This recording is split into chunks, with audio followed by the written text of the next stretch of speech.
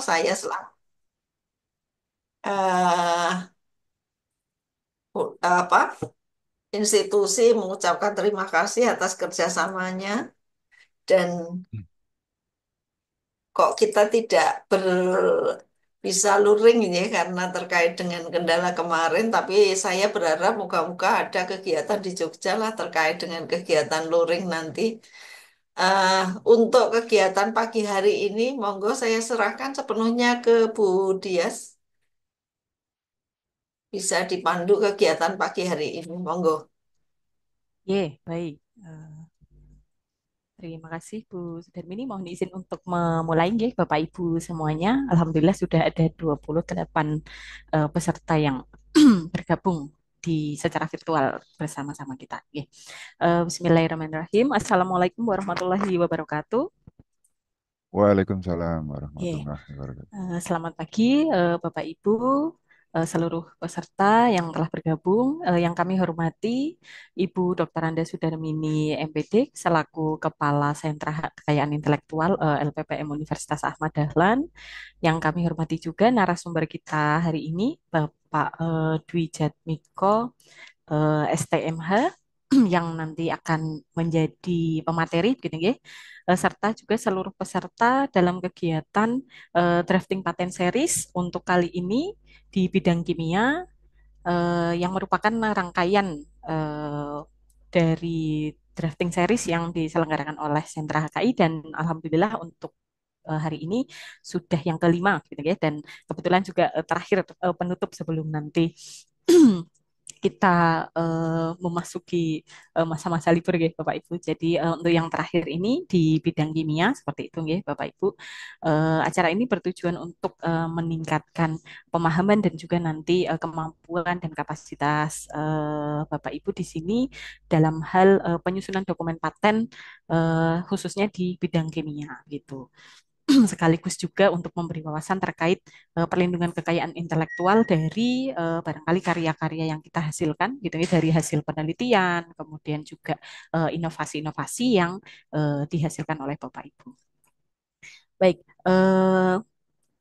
sebelum memulai acara, mungkin yang pertama saya mohon izin untuk menyampaikan susunan acaranya. Yang pertama yaitu sambutan dan juga pengantar dari Kepala Sentra HKI UAD. Kemudian nanti selanjutnya akan langsung memasuki ke materi inti, dilanjutkan dengan tanya jawab. Jadi dipersilakan Bapak Ibu nanti untuk menyiapkan pertanyaan terbaiknya dan selanjutnya adalah penutup. Baik, untuk membuka acara bersama-sama, marilah kita buka acara pagi ini dengan membaca basmalah. Bismillahirrahmanirrahim. Ya, semoga acara ini dapat bermanfaat untuk kita semua, ya, Bapak Ibu. Kemudian selanjutnya yaitu sambutan dan juga pengantar yang akan disampaikan oleh Kepala Sentra HKI LPPM UAD kepada beliau Ibu Dr. Anda Sudarmin MPD, dipersilakan. Terima kasih, Bu Dias. Bismillahirrahmanirrahim. Assalamualaikum warahmatullahi wabarakatuh. Alhamdulillahirabbil alamin. Alhamdulillah, syukurillah, la haula wala quwata illa billah. Bapak Ibu yang saya hormati, yang juga sangat saya hormati Bapak Dwi Jatmiko yang pada kesempatan hari ini berkenan untuk berbagi ilmu dengan teman-teman UAD dan teman-temannya Sentra HKI UAD bersama-sama. Moga-moga eh, terus bertambah ini pesertanya. Selaku sebagai institusi tentu kami sangat menghargai Pak atas kerjasamanya dengan Direktorat Paten selama ini atau di JKI secara keseluruhan karena kebetulan tanggal 23 nanti kita menggelar workshop luring untuk desain industri. Atas kerjasama selama ini dan juga kesediaan Pak Jatmiko untuk tetap mengawal kami. Mohon tidak bosan-bosan ini kita repoti terus-menerus terkait dengan kegiatan yang ada di kami. Dan sekarang ini kami juga berbagi dengan teman-teman yang lain, ada yang dari Jember, dari Semarang, biasanya sampai dari Makassar biasanya suka hadir juga secara daring. Semoga bisa dimanfaatkan oleh teman-teman juga ilmu yang akan diberikan oleh Pak Jatmiko. Tentu saja menyemangati juga teman-teman yang lain, tidak hanya perguruan tinggi Muhammadiyah, tapi juga perguruan tinggi swasta di sekitar Jogja. Saya rasa itu Mbak Dia supaya bisa dimanfaatkan waktu sebaik-baiknya nanti sekitar jam 12 diakhiri gitu. Terima kasih. Eh, Mohon maaf Pak Jatmiko jika komunikasinya agak tidak lancar terkait dengan kegiatan kemarin yang harusnya bisa luring dan seterusnya. Terima kasih. Assalamualaikum warahmatullahi wabarakatuh. Waalaikumsalam Waalaikumsalam. warahmatullahi wabarakatuh. Oke, terima kasih atas sambutan yang telah disampaikan oleh Ibu Sudarmini. Selanjutnya, sebelum memasuki ke materi inti, ya Bapak Ibu, terlebih dahulu saya akan memperkenalkan narasumber kita pagi ini, yaitu beliau Bapak Dwi Jatmiko, STMH. Pak Jatmiko lahir di Yogyakarta tanggal 23 Februari 1972, dan saat ini merupakan pemeriksa paten madya di Direktorat Paten DTLST, Kementerian, sekarang Kementerian Hukum saja nggih Pak namanya nggih. Oke, Kementerian Hukum RI, dan sudah bergabung di DJKI sejak tahun 99. Kemudian terkait dengan pengalaman di bidang HKI sudah menjadi pemeriksa paten sejak tahun 2003 dengan jumlah dokumen paten yang telah beliau selesaikan lebih dari 2000 seperti itu, dan Allah. khususnya di bidang kimia ya. Jadi nanti banyak sekali yang bisa kita, harapannya bisa kita pelajari dari beliau ya Bapak Ibu. Mohon sharing pengetahuannya ya Pak Jatmiko untuk nanti bisa menjadi bekal kami dalam menulis paten. Kemudian beliau juga telah mengikuti pendidikan dan pelatihan HKI baik di dalam dan di luar negeri, di antaranya pelatihan pemeriksa paten di Eropa, kemudian di Australia, kemudian di Jepang juga pada tahun 2016, dan di Jenewa juga pelatihan pemeriksa paten WIPO pada tahun 2019. Beliau juga telah menjadi narasumber pelatihan dan juga sosialisasi HKI di berbagai instansi pemerintah dan swasta. Kemudian juga berpengalaman menjadi saksi ahli sengketa paten, kemudian merupakan anggota tim penyusun RUU Paten tahun 2001, dan juga berpengalaman menjadi reviewer startup pada kegiatan CPPBT Ristek tahun 2016 sampai 2022. Baik, langsung saja begitu ya, karena tadi memanfaatkan waktu sebaik-baiknya gitu kepada Pak Jatmiko, kami persilahkan nanti selama kurang lebih 60 menit ya Pak untuk menyampaikan materi, dan setelah itu kita lanjutkan dengan diskusi dan tanya jawab, barangkali juga ada konsultasi yang eh, bisa ditanyakan oleh Bapak Ibu peserta. Baik, langsung saja kepada Pak Jatmiko, kami persilakan. Ya, terima kasih, Bu Dias. Kita langsung mulai saja ya. Eh, Assalamualaikum warahmatullahi wabarakatuh. Waalaikumsalam. Sampai ketemu lagi hari ini, mudah-mudahan dalam keadaan sehat semua. Ini mungkin sudah banyak yang sering ketemu dengan saya ya kan dari Ahmad Dahlan. Beberapa kali juga saya pernah mengisi narasumber kalau tidak salah di Ahmad Dahlan. Sepertinya ada juga dari Kanwil ini Mas Andri, Mbak Wulan, Bu Siwi dan lain-lain, ya kan. Lama nggak ketemu ya, harusnya bulan Februari kita ketemu di Yogyakarta kemarin. Jadi ya apa kami berterima kasih sebenarnya sih dengan Ahmad Dahlan ini salah satunya karena apa ya kegiatan pos yang biasanya rutin sudah hampir rutin sih beberapa tahun terakhir sudah bisa dijalankan. Ternyata untuk tahun ini ditunda atau bahkan mungkin ditiadakan. Tapi ya walaupun dengan kondisi seperti apapun ya kami masih bersyukur artinya ini sebagai itulah sebagai obat obat kekecewaan itulah tetap tetap untuk Ahmad Dahlan khususnya dan Muhammadiyah pada umumnya tetap kegiatan ini apa masih ada kegiatan yang terkait dengan apa eh, kegiatan intelektual terkhususnya dengan paten walaupun mungkin tidak langsung apa nomor by nomor kita selesaikan ya, tapi minimal minimal apa adalah untuk kegiatan selanjutnya, terutama Ahmad Dahlan bagus memikirkan untuk para dosennya lebih ke depan, lebih paham, sehingga diharapkan lebih banyak aplikasi yang bisa didaftarkan, terutama untuk paten dan di bidang kimia dan bidang terkait. Jadi kalau mau kecewa ya sebenarnya saya yang paling kecewa sebenarnya, Bu Darmini dan rekan-rekan karena saya udah bayangan, waduh bisa ke Yogyakarta nih saya nilai ibu kan gitu, sungkem ibu mana. Jadi nggak jadi apa ya? em, Sebenarnya kegiatan tersebut saya itunya, saya apa ketua rombongannya saya, apa penanggung jawabnya kebenaran juga saya itu sehingga sudah kami rancang sedemikian rupa.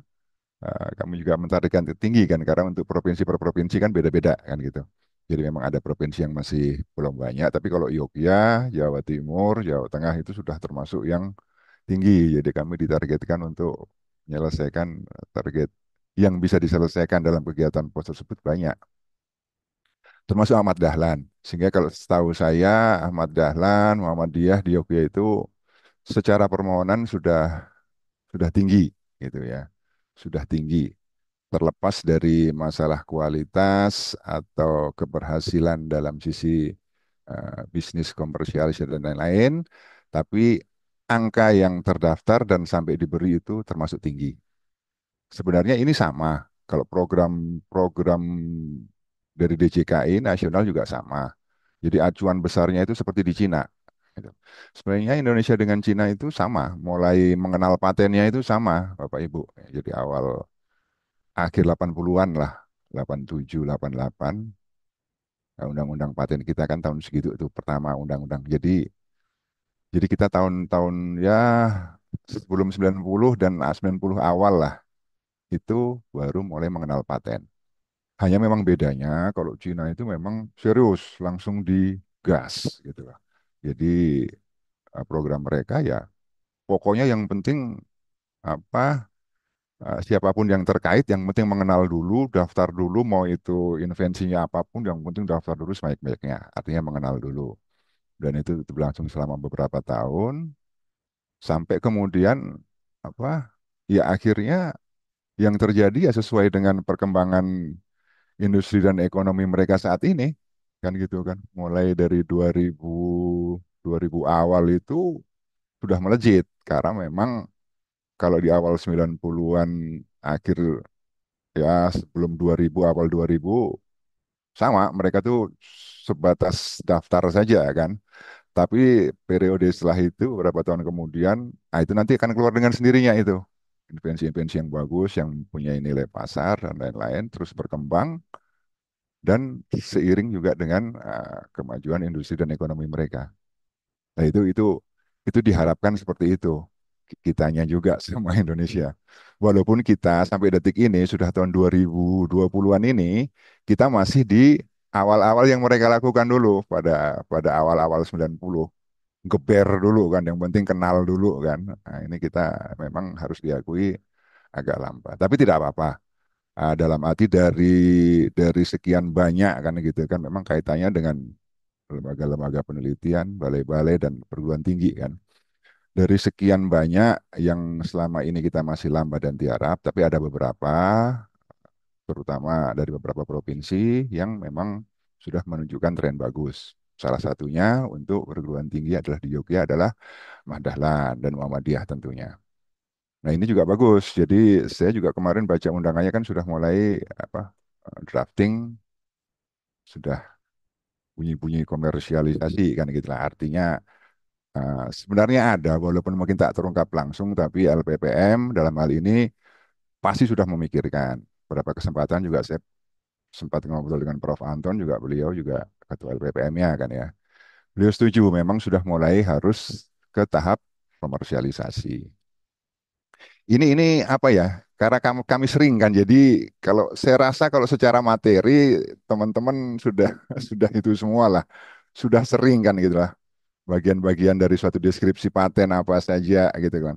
Untuk lot pendaftaran dan granted Ahmad Dahlan yang sudah segitu banyak, kok kayaknya kalau masih ada dosen yang masih belum pernah dengar sama sekali tentang paten, agak agak aneh saja ya kan gitu kan. Jadi saya anggap sih sebenarnya rata-rata sudah bisa, tapi mungkin nanti di kesempatan waktu yang terbatas ini saya fokuskan saja kepada apa, hal-hal yang sering salah kan gitu ya dari pengalaman kami selama ini membina perguruan tinggi kan, baik konsultasi teknis apa itu banyak sebenarnya kan. Sebenarnya sudah bisa kami petakan kan gitu kan apa poin-poin yang masih sering salah nih. Ya, kadang-kadang justru malah salahnya itu sepele tapi berakibat akhirnya aplikasi tersebut pemeriksa belum bisa untuk menggranted kan gitu. Secara teknikal oke tapi kadang-kadang cuma masalah redaksional saja, itu jadi penghambat. Nah, itu sudah nanti mungkin saya lebih fokus ke situnya saja ya Bapak Ibu, apa hal-hal yang sering salah tentang deskripsi, tentang itu secara umum nanti saya jelaskan secara umum lewat saja karena saya pikir sebenarnya intinya kalau sudah pengalaman saya kalau sudah di levelan dosen perguruan tinggi yang ya yang sudah mulai mengenal paten itu kita kasih file materinya saja kan itu biar mereka baca sendiri itu sama kita kasih contoh satu atau dua deskripsi yang bagus lah ya kan yang sudah granted itu saya yakin mereka kan punya punya invensi semua kan. Mereka menyusun itu pasti akan apa ya sejelek-jeleknya itu 70-80% udah bener lah kan gitu loh. Sebenarnya seperti itu. Karena kan mereka juga sudah terbiasa melakukan penelitian kan, laporan, bikin jurnal dan lain-lain. Itu sebenarnya kan kurang lebih sama. Jadi jadi apa saran saya ya kalaupun Bapak-bapak Ibu dosen sudah ada invensinya, produk hasil penelitian atau apapun, ya segera disusun saja. Apalagi itu sudah mulai, walaupun mungkin belum ada apa arah ke jurnal, tapi minimal kan ada laporan penelitian. Itu sebenarnya data dari situ semua, gitu loh. Tinggal tinggal kita convert ke apa drafting paten, mungkin tinggal menyusun klaimnya saja, kan gitu, ya kan. Sudah didaftarkan, toh nanti kan tetap akan diperiksa kan dan akan apa ya kalau ada kesempatan untuk bisa diperbaiki akan diperbaiki oleh dibantu oleh pemeriksanya nanti. Walaupun memang yang diharapkan kan gitu kan standar bagusnya ya sudah kalau dari perguruan tinggi ya sudah benar itu tadi kan minimal sudah 80-90% benar kan gitu loh. Saya sih sebenarnya apa eh, apa ya eh, keinginan keseluruhan kan harusnya masuk sudah benar kan ke meja kami, masuk ke data kami sudah benar sehingga apa secara teknis invensinya sudah bagus, patentabilitasnya dapat, baru inventif, penyusunannya juga sudah benar, ya udah nggak usah banyak bersurat-surat lagi kan, segera bisa kami proses granted saja kan gitu, ya kan? Harapannya seperti itu tentunya. Tapi andaikan pun masih ada beberapa kesalahan karena memang ada kebijakan bahwa untuk aplikasi dalam negeri kita kita bantulah kan gitulah, ya kan? Jadi ya tidak ada masalah kan gitulah. Nanti pemeriksa akan kalaupun ada kesalahan akan diperbaiki dan segera diproses untuk pemberian. Tapi andaikan masuk sudah bagus, ya itu tentunya lebih bagus lagi. Nggak usah bolak-balik kan nanti bersurat dan lain-lain kan gitu. Contoh-contoh banyak gitu. Kalau kalau dari pengalaman saya mungkin nanti bisa maju ke sana. Kalau dari yang saya periksa sih, kalau non perguruan tinggi ya itu BRIN. Kalau dari BRIN itu hampir 80-90% itu masuk ke saya itu sudah bagus itu tadi. Gitu. Invensinya oke, penyusunannya oke, redaksionalnya bagus. Itu itu rata-rata masuk awal saja sudah bagus gitu. Kalau perguruan tinggi ya memang mau tidak mau diakui ya dari UI, UGM itu Undip ya kan. Apa di Jawa Timur beberapa negerinya juga itu rata-rata walaupun memang belum setinggi kalau dari BRIN ya, tapi ya lebih dari separuh itu masuk sudah bagus gitu loh. Sudah bagus artinya kadang-kadang justru kalau kalau kita pun maksain mau bersurat mau apa lagi kan gitu udah pada bener semua kan gitu. Jadi ya itu kalau emang diharapkan ya diharapkan masuk sudah bagus. Tapi andaikan pun belum, jangan jangan menjadikan ini sebagai sesuatu yang menakutkan kan gitu kan. Jadi Bapak Ibu teman-teman dosen susun saja sebisa mungkin gitu loh. Ambil contoh, ambil beberapa materi dari narasumber kan dibaca sedikit, saya pikir sudah pasti bisa menyusun. Dan itu saya yakin sejelek-jeleknya udah 60-70% udah bener lah itu kan. Mungkin tinggal diklaim saja. Baik, mungkin saya itu saja untuk mempersingkat saya share materinya.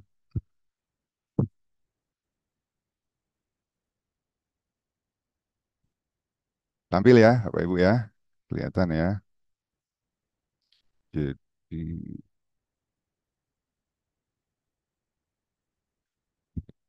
ini apa harus di preview atau seperti ini? Sepertinya kalau seperti ini juga kelihatan kan ya? Atau kita itu ya? Oh, kita slideshow. Hmm.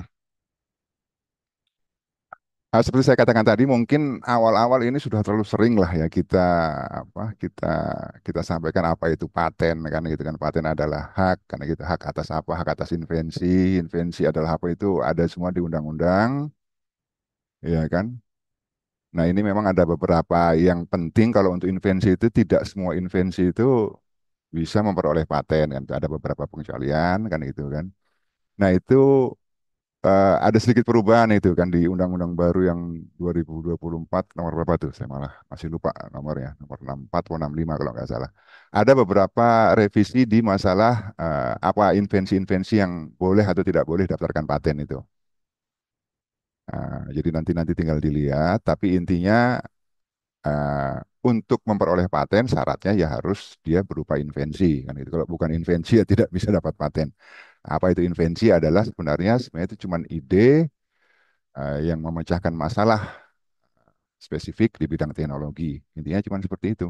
Tapi apapun kalau mau didaftarkan, kita tentu tidak bisa mendaftarkan dalam bentuk bendanya, prototipenya, atau ide di kepalanya, tapi harus dalam bentuk uraian tulis.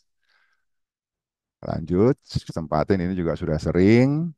eh, Masalah patentabilitas ya tentu saja semua juga mungkin sudah mengenal invensi tersebut harus baru, mempunyai langkah inventif, dan dapat diterapkan dalam industri. Itu untuk saat diberi paten.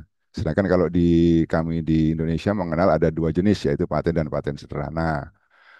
Nah, kalau untuk paten sederhana sama ada syaratnya untuk diberikan tapi dia sedikit lebih rendah yaitu sama dia kebaruan, harus mempunyai kebaruan. Yang kedua mempunyai unsur pengembangan atau adanya efek teknis dan industrial applicable. Jadi ke slide sebelumnya kalau bedanya dengan paten yaitu ada di poin kedua. Kalau untuk paten biasa, dia harus memenuhi kriteria adanya langkah inventif. Sedangkan kalau di paten sederhana, di poin kedua, dia cuma sekedar ada unsur pengembangan. Nanti sembari jalan, nanti saya sedikit jelaskan tentang itu, tapi intinya keterdugaan. Jadi, jadi kalau penilaian di inventive step ini sedikit lebih berat ataupun sedikit lebih panjang dibandingkan dengan sekedar unsur pengembangan. Artinya dengan di mendaftarkan paten sederhana, poin-poin pemeriksaannya juga sedikit lebih lebih ringan dan lebih sedikit dibandingkan paten biasa. Jadi diharapkan dengan paten sederhana bisa lebih cepat. Tapi itu kembali ya, ini untuk paten biasa, paten sederhana, ini sekarang ada kecenderungan untuk apa ya?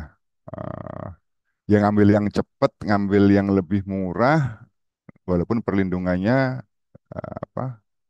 Walaupun perlindungannya lebih singkat perbandingannya 10 dan 20 tahun kan gitu.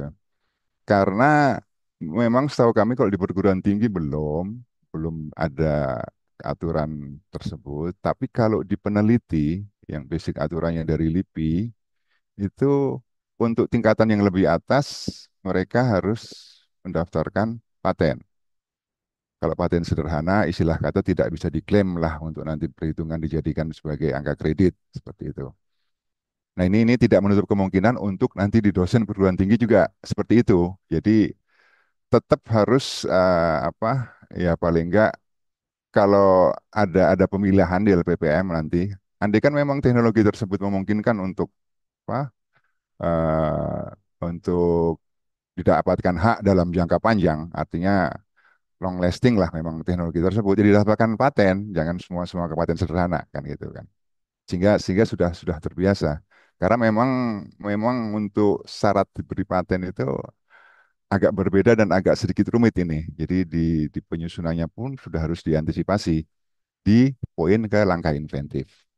Lah, maksudnya biar nggak kaget lah nanti tahu-tahu keluar aturan untuk lektor kepala untuk guru besar udah nggak diakui lagi paten sederhananya kan harus paten biasa. Nah itu nanti tinggal sudah tidak kaget lah. Ya, dokumen pembanding ini sudah lazim ya apapun, yang penting syaratnya dia harus ada tanggalnya, kan seperti mau dia dalam bentuk tulisan, visual, suara dan lain-lain semua dapat digunakan sebagai pembanding.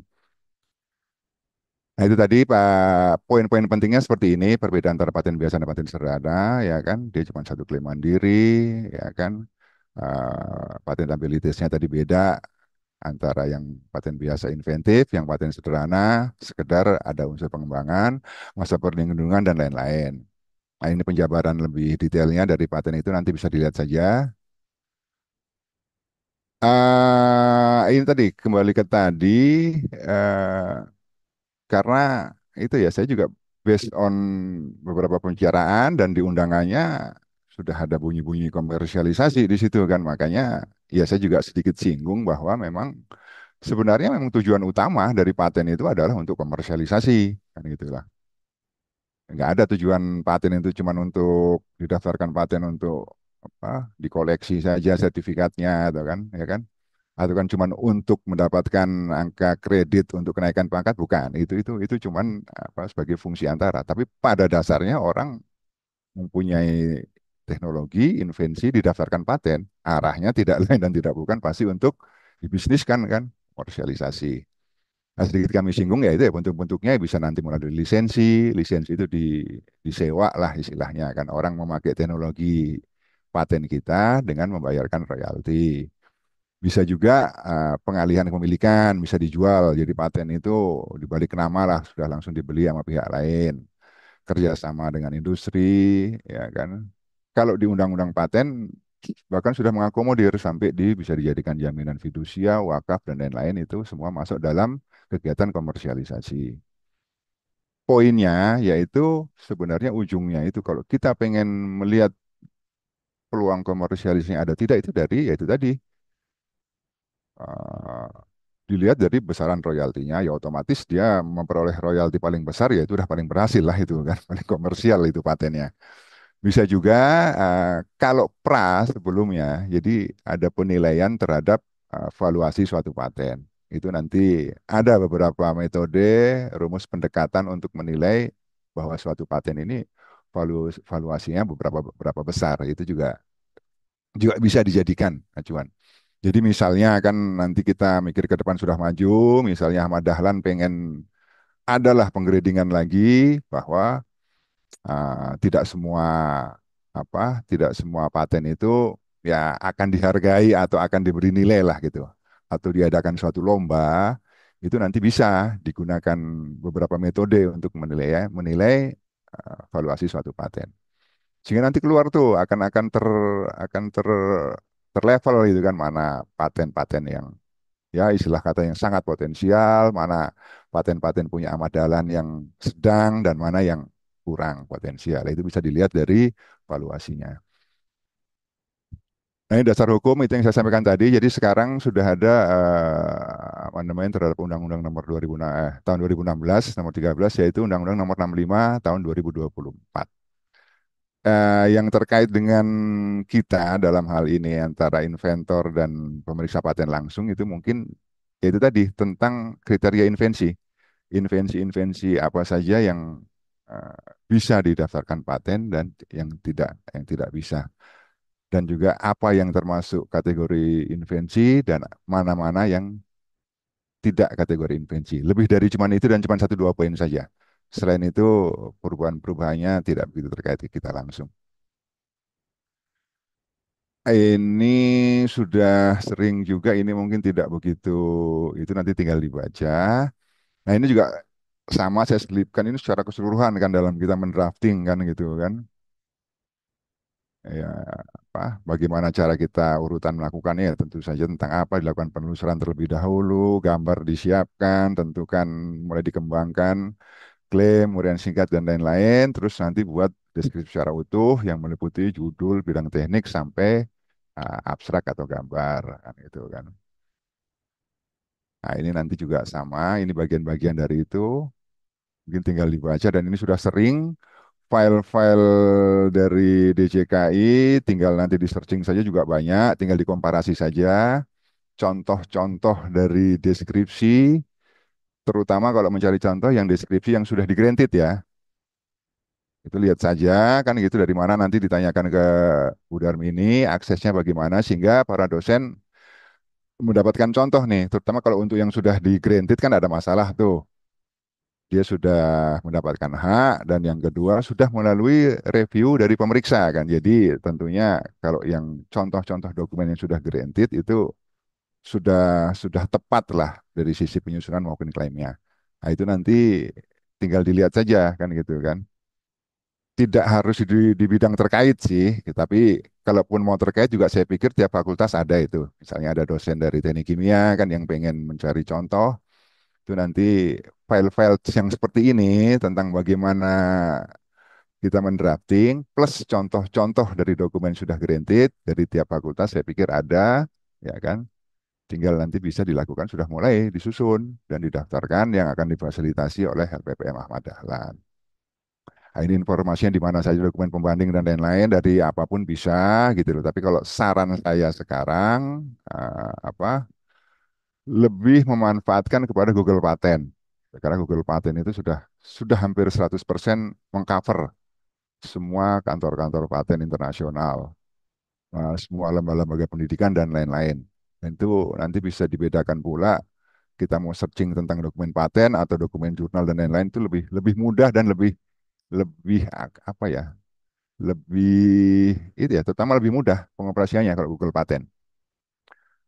Sekalian juga ini diharapkan karena kemudahan teknologi itu kan sekarang banyak ya kan gitu kan sudah mulai memanfaatkan internet dalam arti searching Google atau apapun yang kedua juga sudah mulai memanfaatkan artificial intelligence ya karena beberapa kali saya coba itu sangat membantu tidak bisa langsung kita telan, tapi minimal kalau kita memanfaatkan adanya teknologi melalui artificial intelligence, itu sudah terbentuk dengan kerangkanya minimal sudah ada itu. Tinggal nanti Bapak Ibu tinggal menyempurnakan saja gitu loh.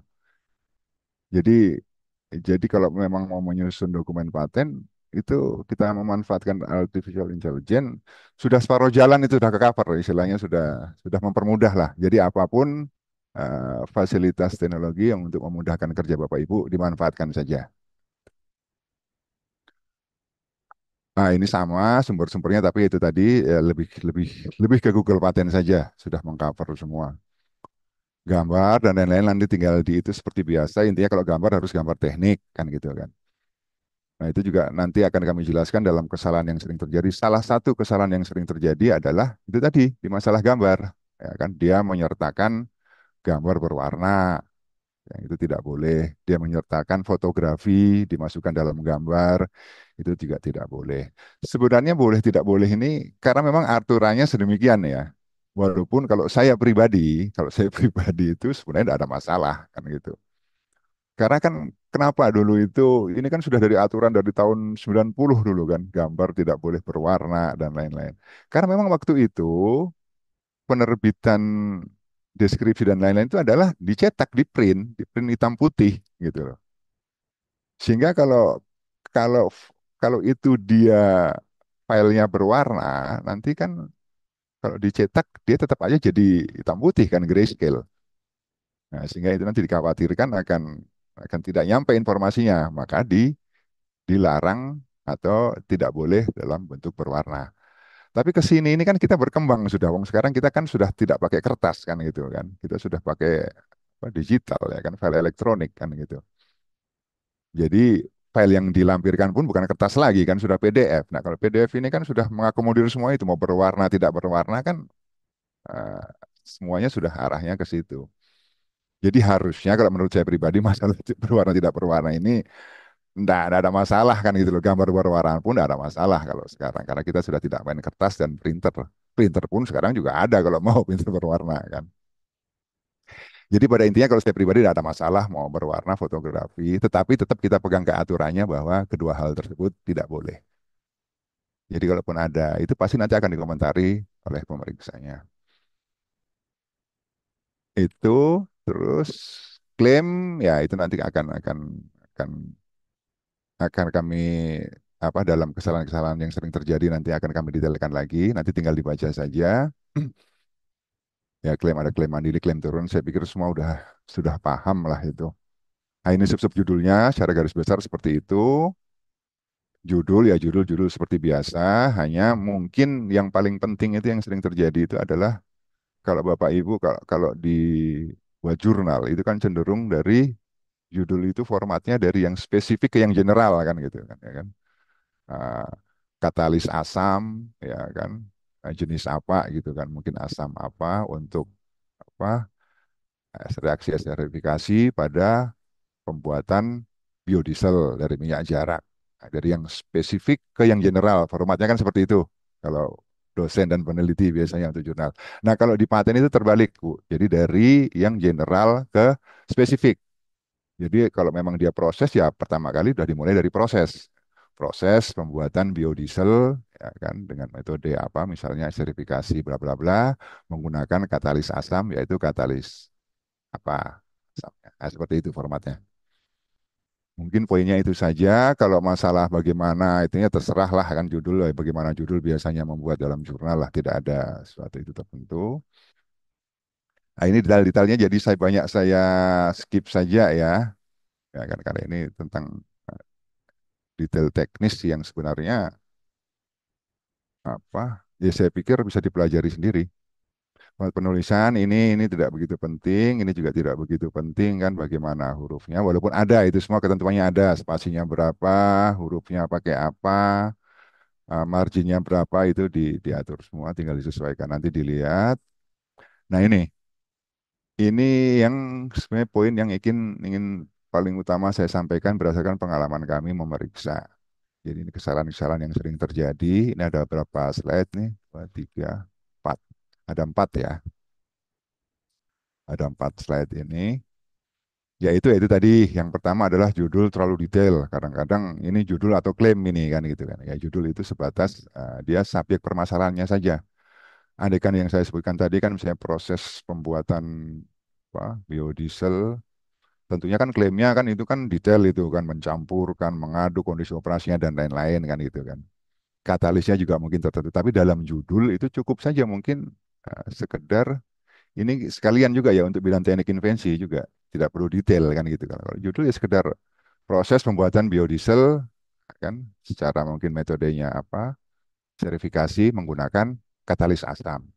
Atau oke lah, atau katalisnya disebut misalnya asam apa gitu. Sebatas seperti itu saja. Tidak perlu detail hasilnya apa segala macam masuk ke dalam judul. Juga dengan bidang teknik invensi ya lapangannya saja kan gitu kan.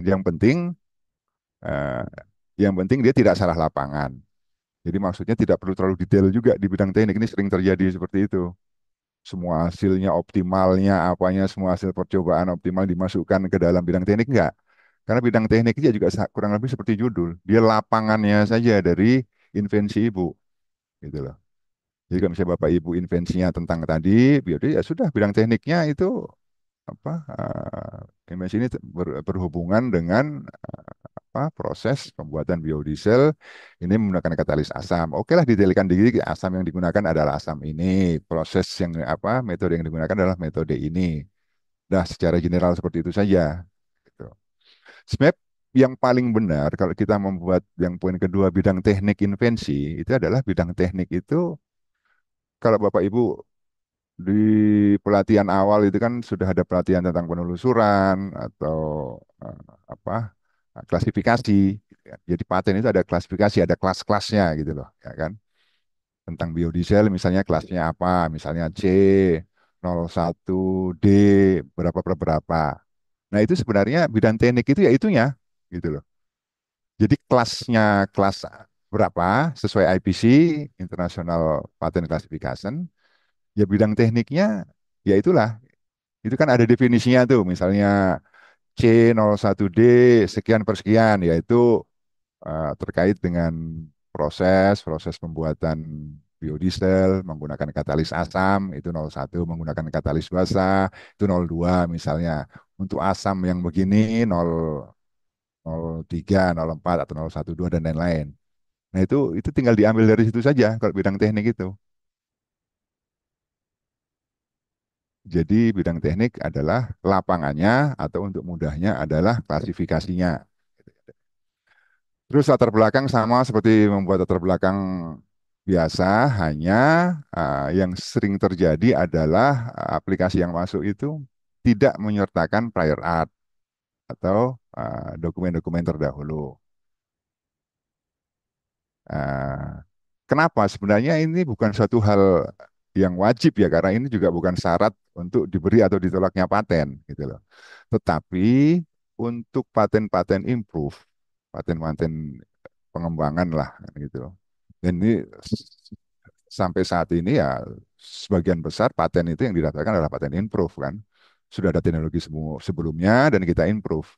Itu harus mau tidak mau kita menyertakan prior art.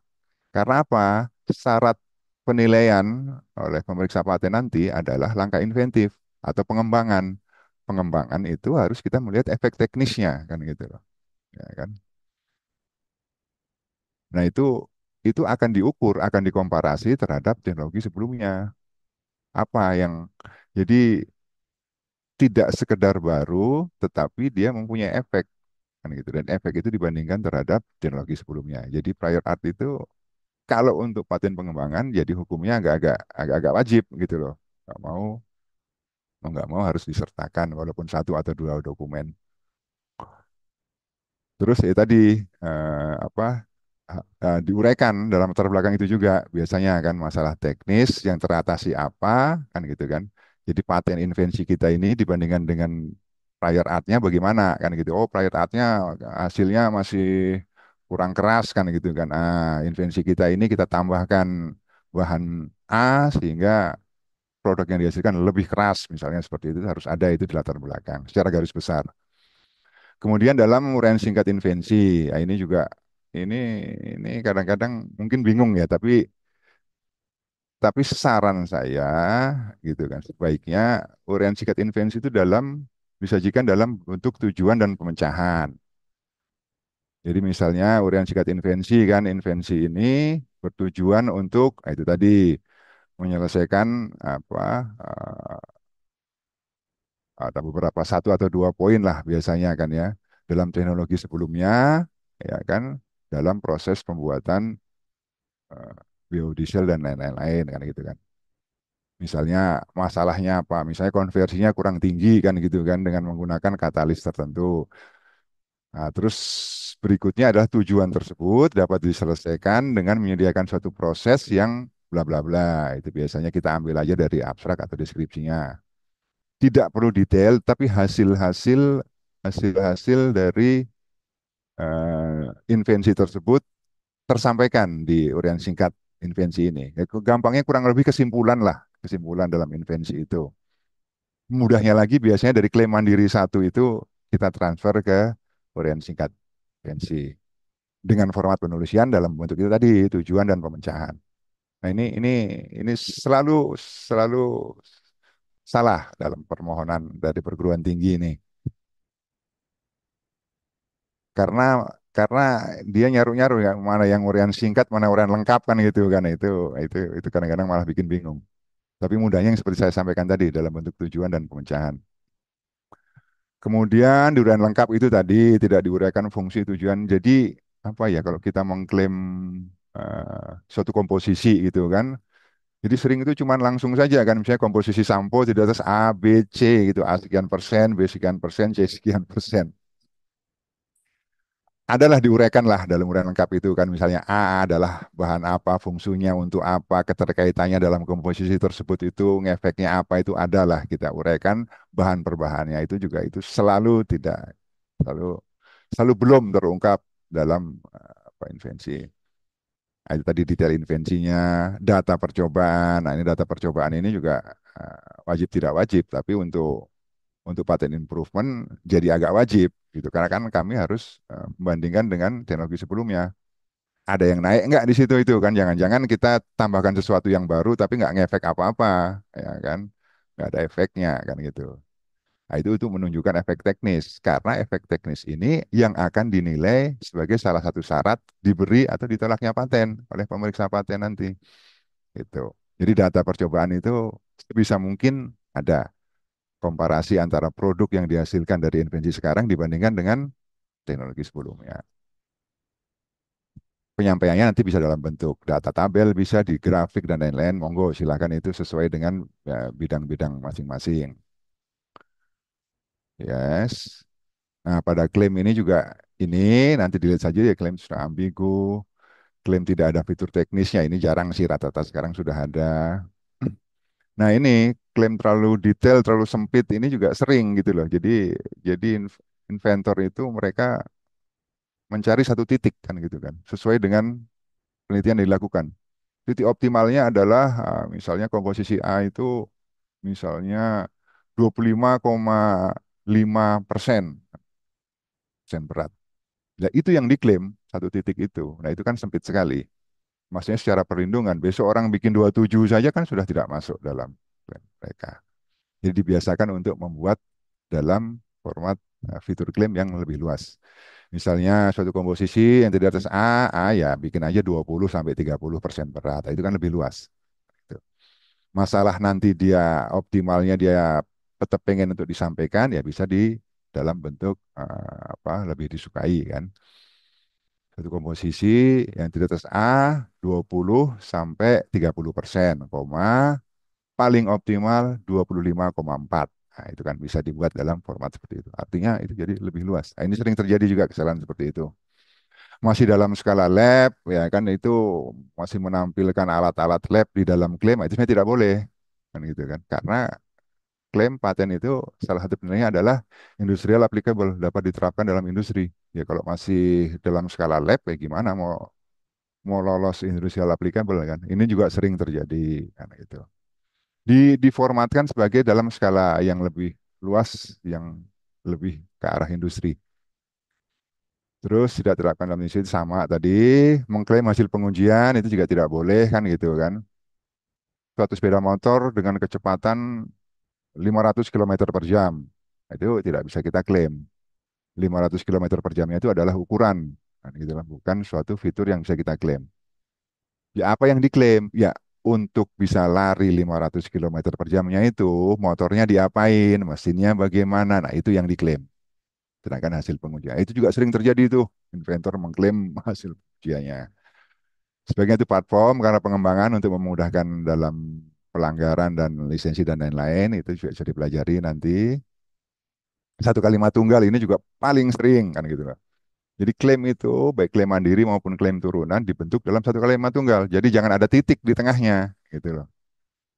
Kalaupun ada titik dipaksalah digabungkan bagaimana caranya dalam bentuk disambungkan lagi dalam bentuk satu kalimat tunggal. Ini juga paling sering terjadi. Kadang-kadang infonya sudah bagus kan itu sudah jelas sekali tapi ya itu tadi dalam klaimnya ada titik di tengah-tengah. Nah, itu jadi pemeriksa jadi nggak pede itu nanti untuk menggerentit kan gitu walaupun sebenarnya dipahami. Karena memang ketentuannya aturannya ya begitu ya mau nggak mau kan harus satu kalimat tunggal ya Pak Ibu ya. Terus, nah itu juga halaman, ini juga paling sering terjadi. Jadi bagian awal kan deskripsi, bidang teknik dan lain halaman satu, halaman 2, halaman 3, kemudian masuk halaman klaim. Nah, klaim ini walaupun dia ada di halaman baru ya, tapi penomoran halamannya itu mengikuti halaman sebelumnya, gitu loh. Kalau sebelumnya itu berakhir di deskripsi halaman 7, maka masuk klaim halaman 8. Ini dipahami karena memang sistem di Saki juga itu yang harus memecah-mecah file kan gitu kan. Jadi file deskripsinya sendiri dipecah satu file diupload, klaimnya sendiri dipecah satu file diupload, abstraknya dipecah satu file diupload. Akibatnya klaim itu kalau kita pecah jadi file baru kan tentunya klaimnya jadi halaman satu nanti kan. Nah itu. Itu sering itu dan itu terjadi itu tadi yang saya kaitkan dengan tadi ada beberapa dari dari perguruan tinggi dan dari BRIN itu sebenarnya sudah bagus. Secara keseluruhan sudah lengkap, tidak perlu kami suratin, sebenarnya langsung bisa kami proses granted. Cuman masalah halaman saja, jadi mau nggak mau kita suratin lagi kan. Nah, gitu.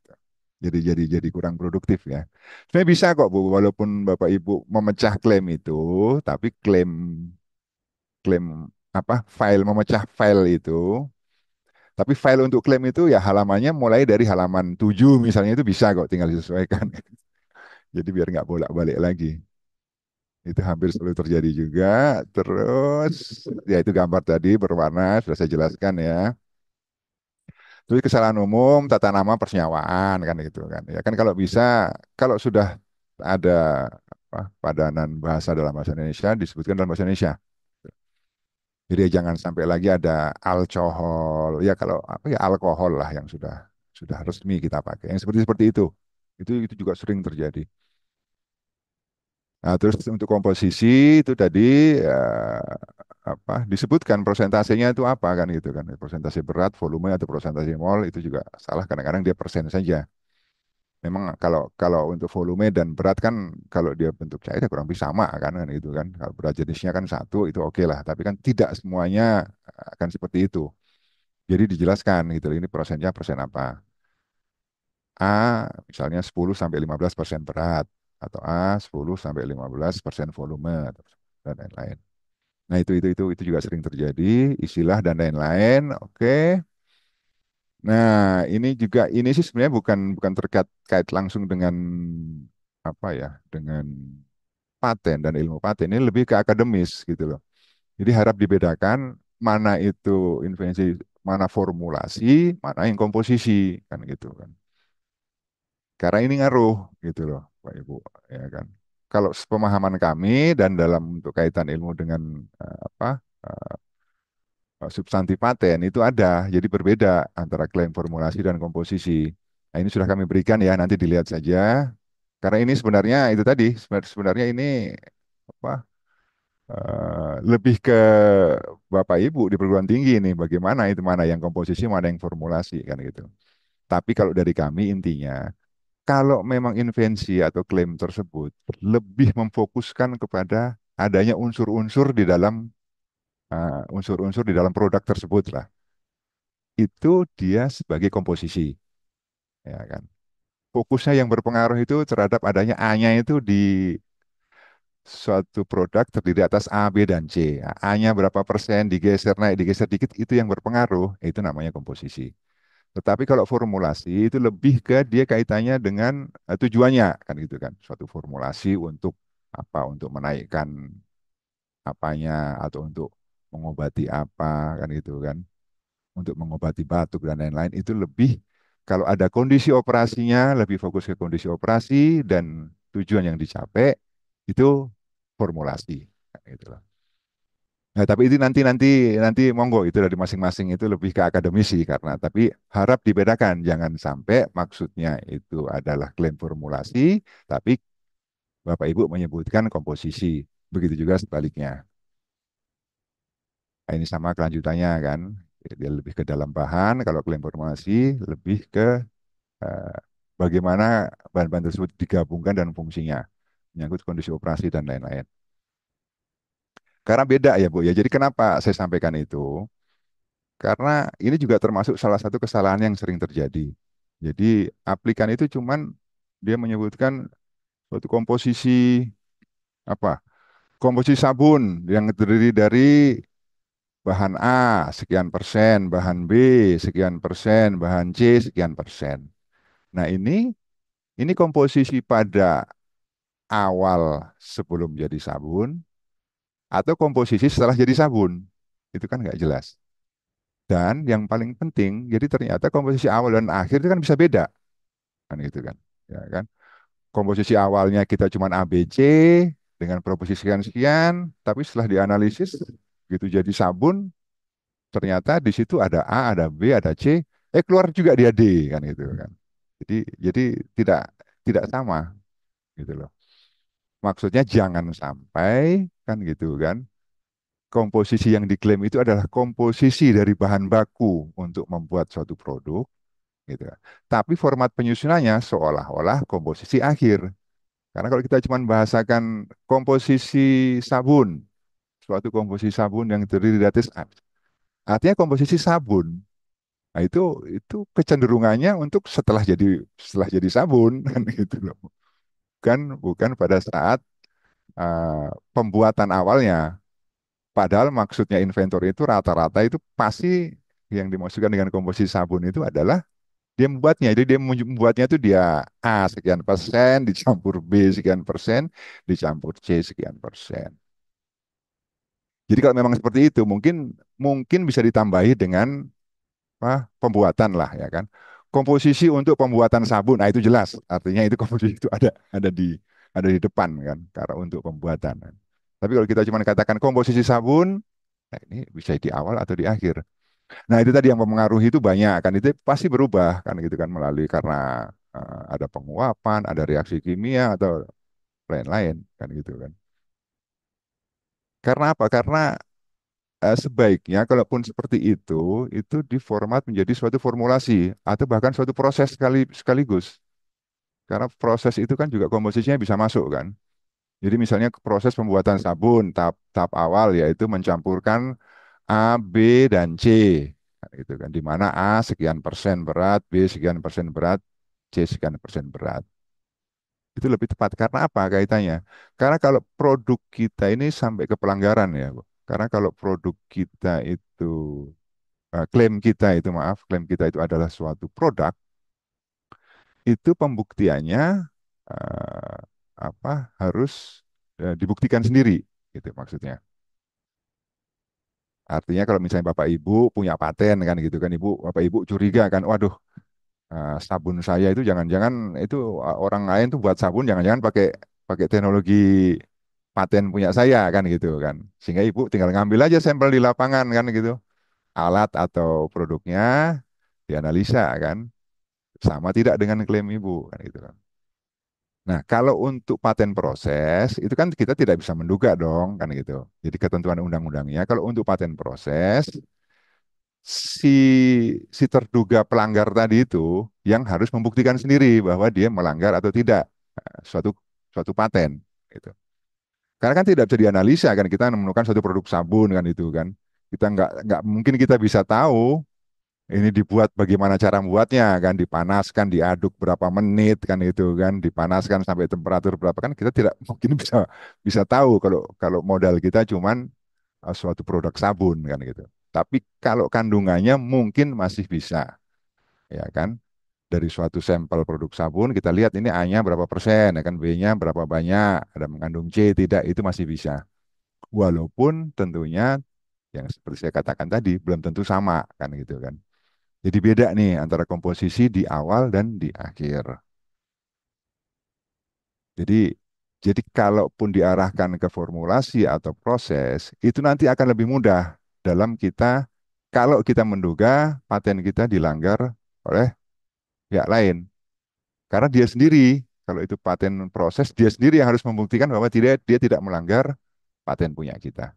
Tapi kalau itu paten produk, kita kita yang punya paten ini yang harus menganalisa sendiri kan, oh sabun punya orang itu melanggar tidak paten kita, itu kita sendiri yang menganalisa atau alat tersebut kan misalnya paten tentang apa tentang gunting kan gitu kan. Oh, kita menemukan di pasar ada produk gunting ini kayaknya sama ini kayak paten saya. Ya, tinggal kita lihat saja kalau gunting tentunya mudah kan tinggal kita lihat saja kan gitu sama tidak dengan produk kita. Tapi khusus untuk proses yang saya katakan tadi tidak bisa. Jadi si terduga itu lupa saya di pasal berapa, tapi ketentuannya diatur seperti itu. Untuk proses dan aktivitas klaim-klaim seperti itu, si terduga sendiri yang harus membuktikan bahwa tidak melanggar paten. Jadi itu tadi ya, itu juga sering terjadi. Jadi, kalau memang maksudnya itu komposisi adalah komposisi di awal, itu itu kita buat dalam bentuk formulasi atau komposisi, tapi kita sebutkan komposisi pembuatan atau bila perlu dalam uh, paten proses sekaligus. Jadi tidak membingungkan nanti. Secara patentil batas bukan oke lah kita. Tapi kan kita kan di sini sudah harus memikirkan untuk komersialisasi kan. Ya kalau bisa nanti eh, apa kalaupun paten kita dilanggar sama orang, kita lebih mudah nanti kan gitu kan menuntutnya. Harus sampai ke sana kan gitu berpikirnya.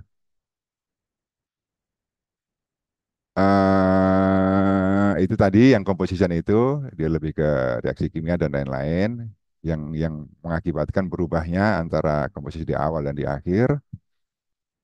Nah, ini juga sama kemudian tentang bagaimana mana yang invensi atau klaim tentang proses dan tentang metode. Ini juga suka kebolak-balik ini apa para inventor kan gitu kan.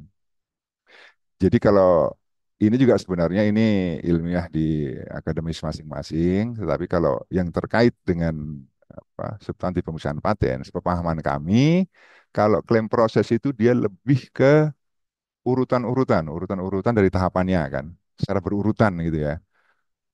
Awal setelah mencampur kemudian mengaduk, setelah mengaduk kemudian mungkin memanaskan dan lain-lain itu lebih ke tahap-tahap cara membuatnya. Dan itu sangat terkait dengan nanti produk yang dihasilkan itu biasanya lebih terukur. Nah, kalau klaim metode ini lebih ke cara secara umum lah kan gitu lah. Misalnya tadi kan apa pembuatan kita pengen menekankan yang berpengaruh adalah metode reaksinya ya kan menggunakan katalis, esterifikasi atau lain. Jadi lebih ke apa caranya ya kan itu kita kategorikan ke dalam klaim metode.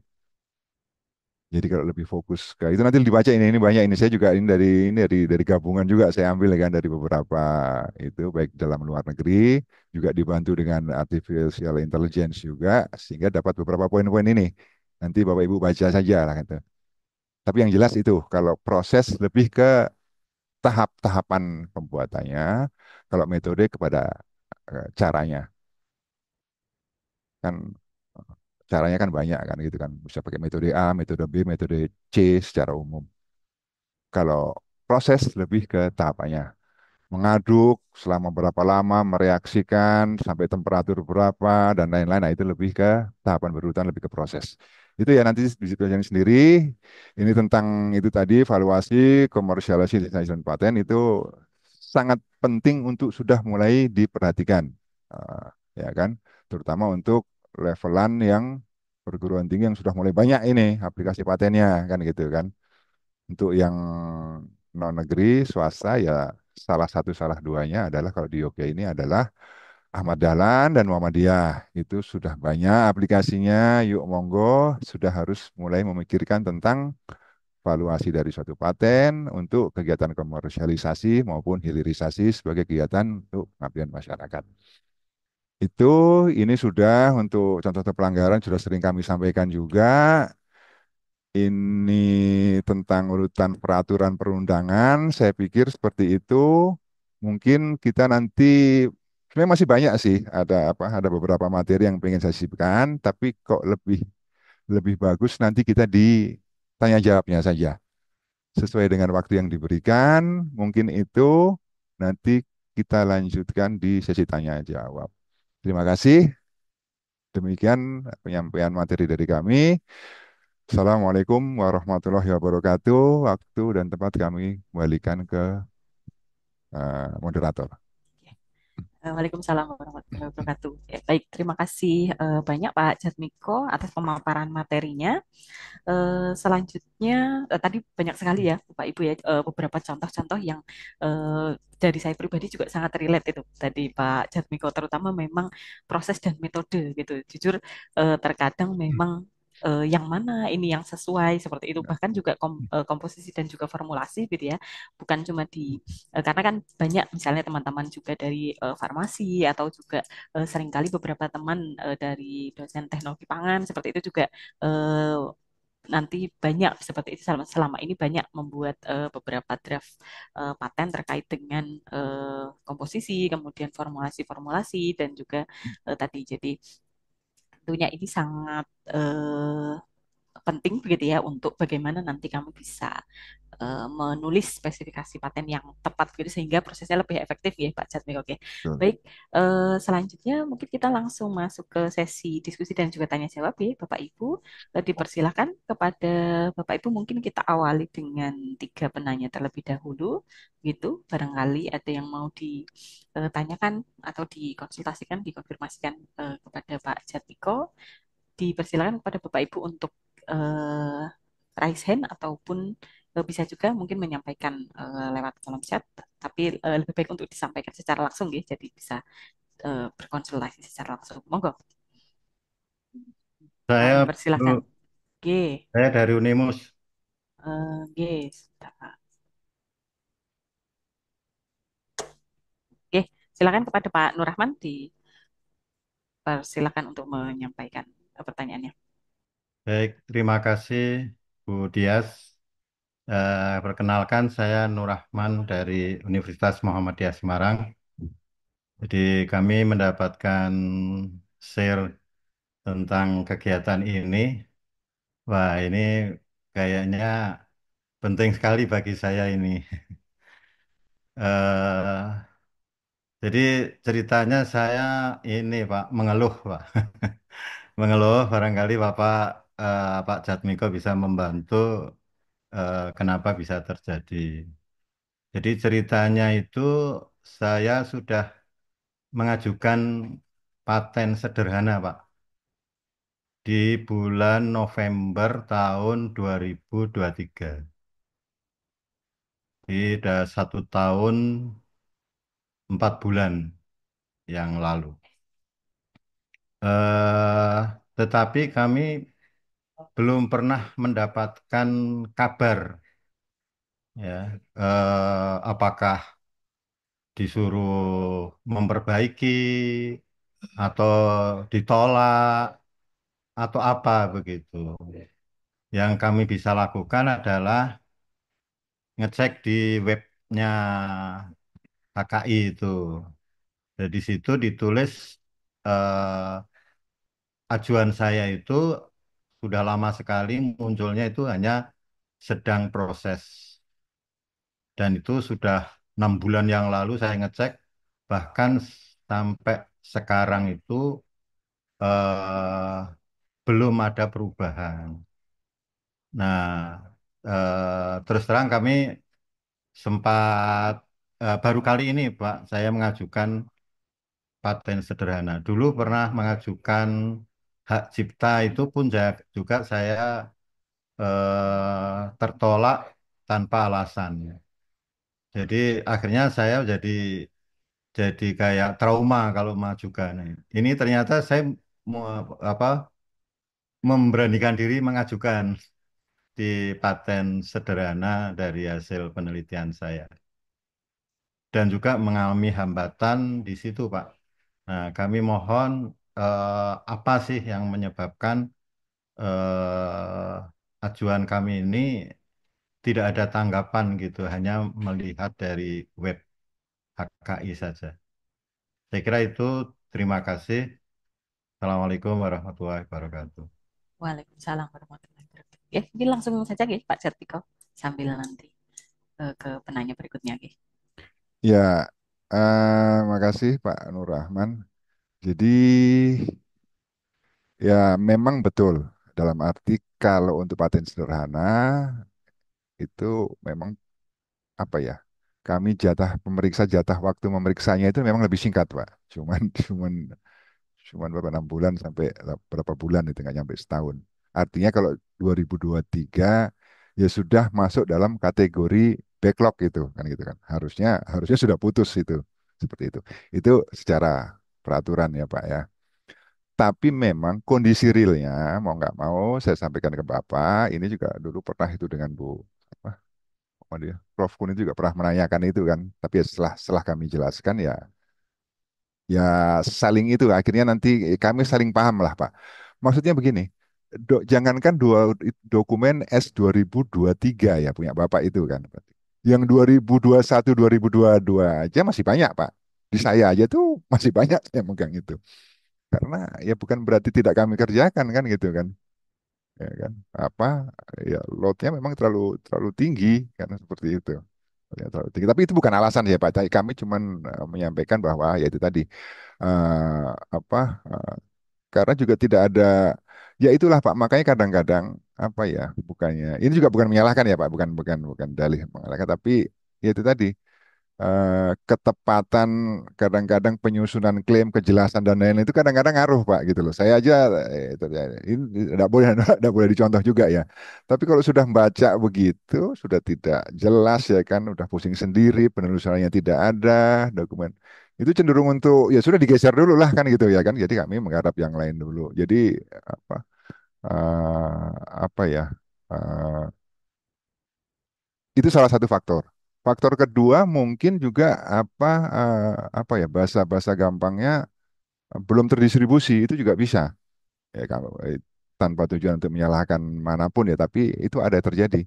Jadi kadang-kadang dokumen tahun 2024-25 sudah sampai ke meja kita tapi yang 2022 23 belum kan itulah. Itu kami juga bukan menyalahkan, itu kan karena juga bisa juga terkait dengan aplikan kan gitu kan di permohonan awal kan gitu masih ada syarat-syarat yang belum terpenuhi kan jadi mundur ya kan. Apalagi di paten biasa kan, jadi filing date-nya pun juga jadi mundur kan gitu kan.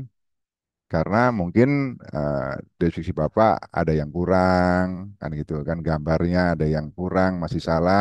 Yang itu bukan substantif ya Pak, itu masih di administrasi istilahnya lah di permohonan.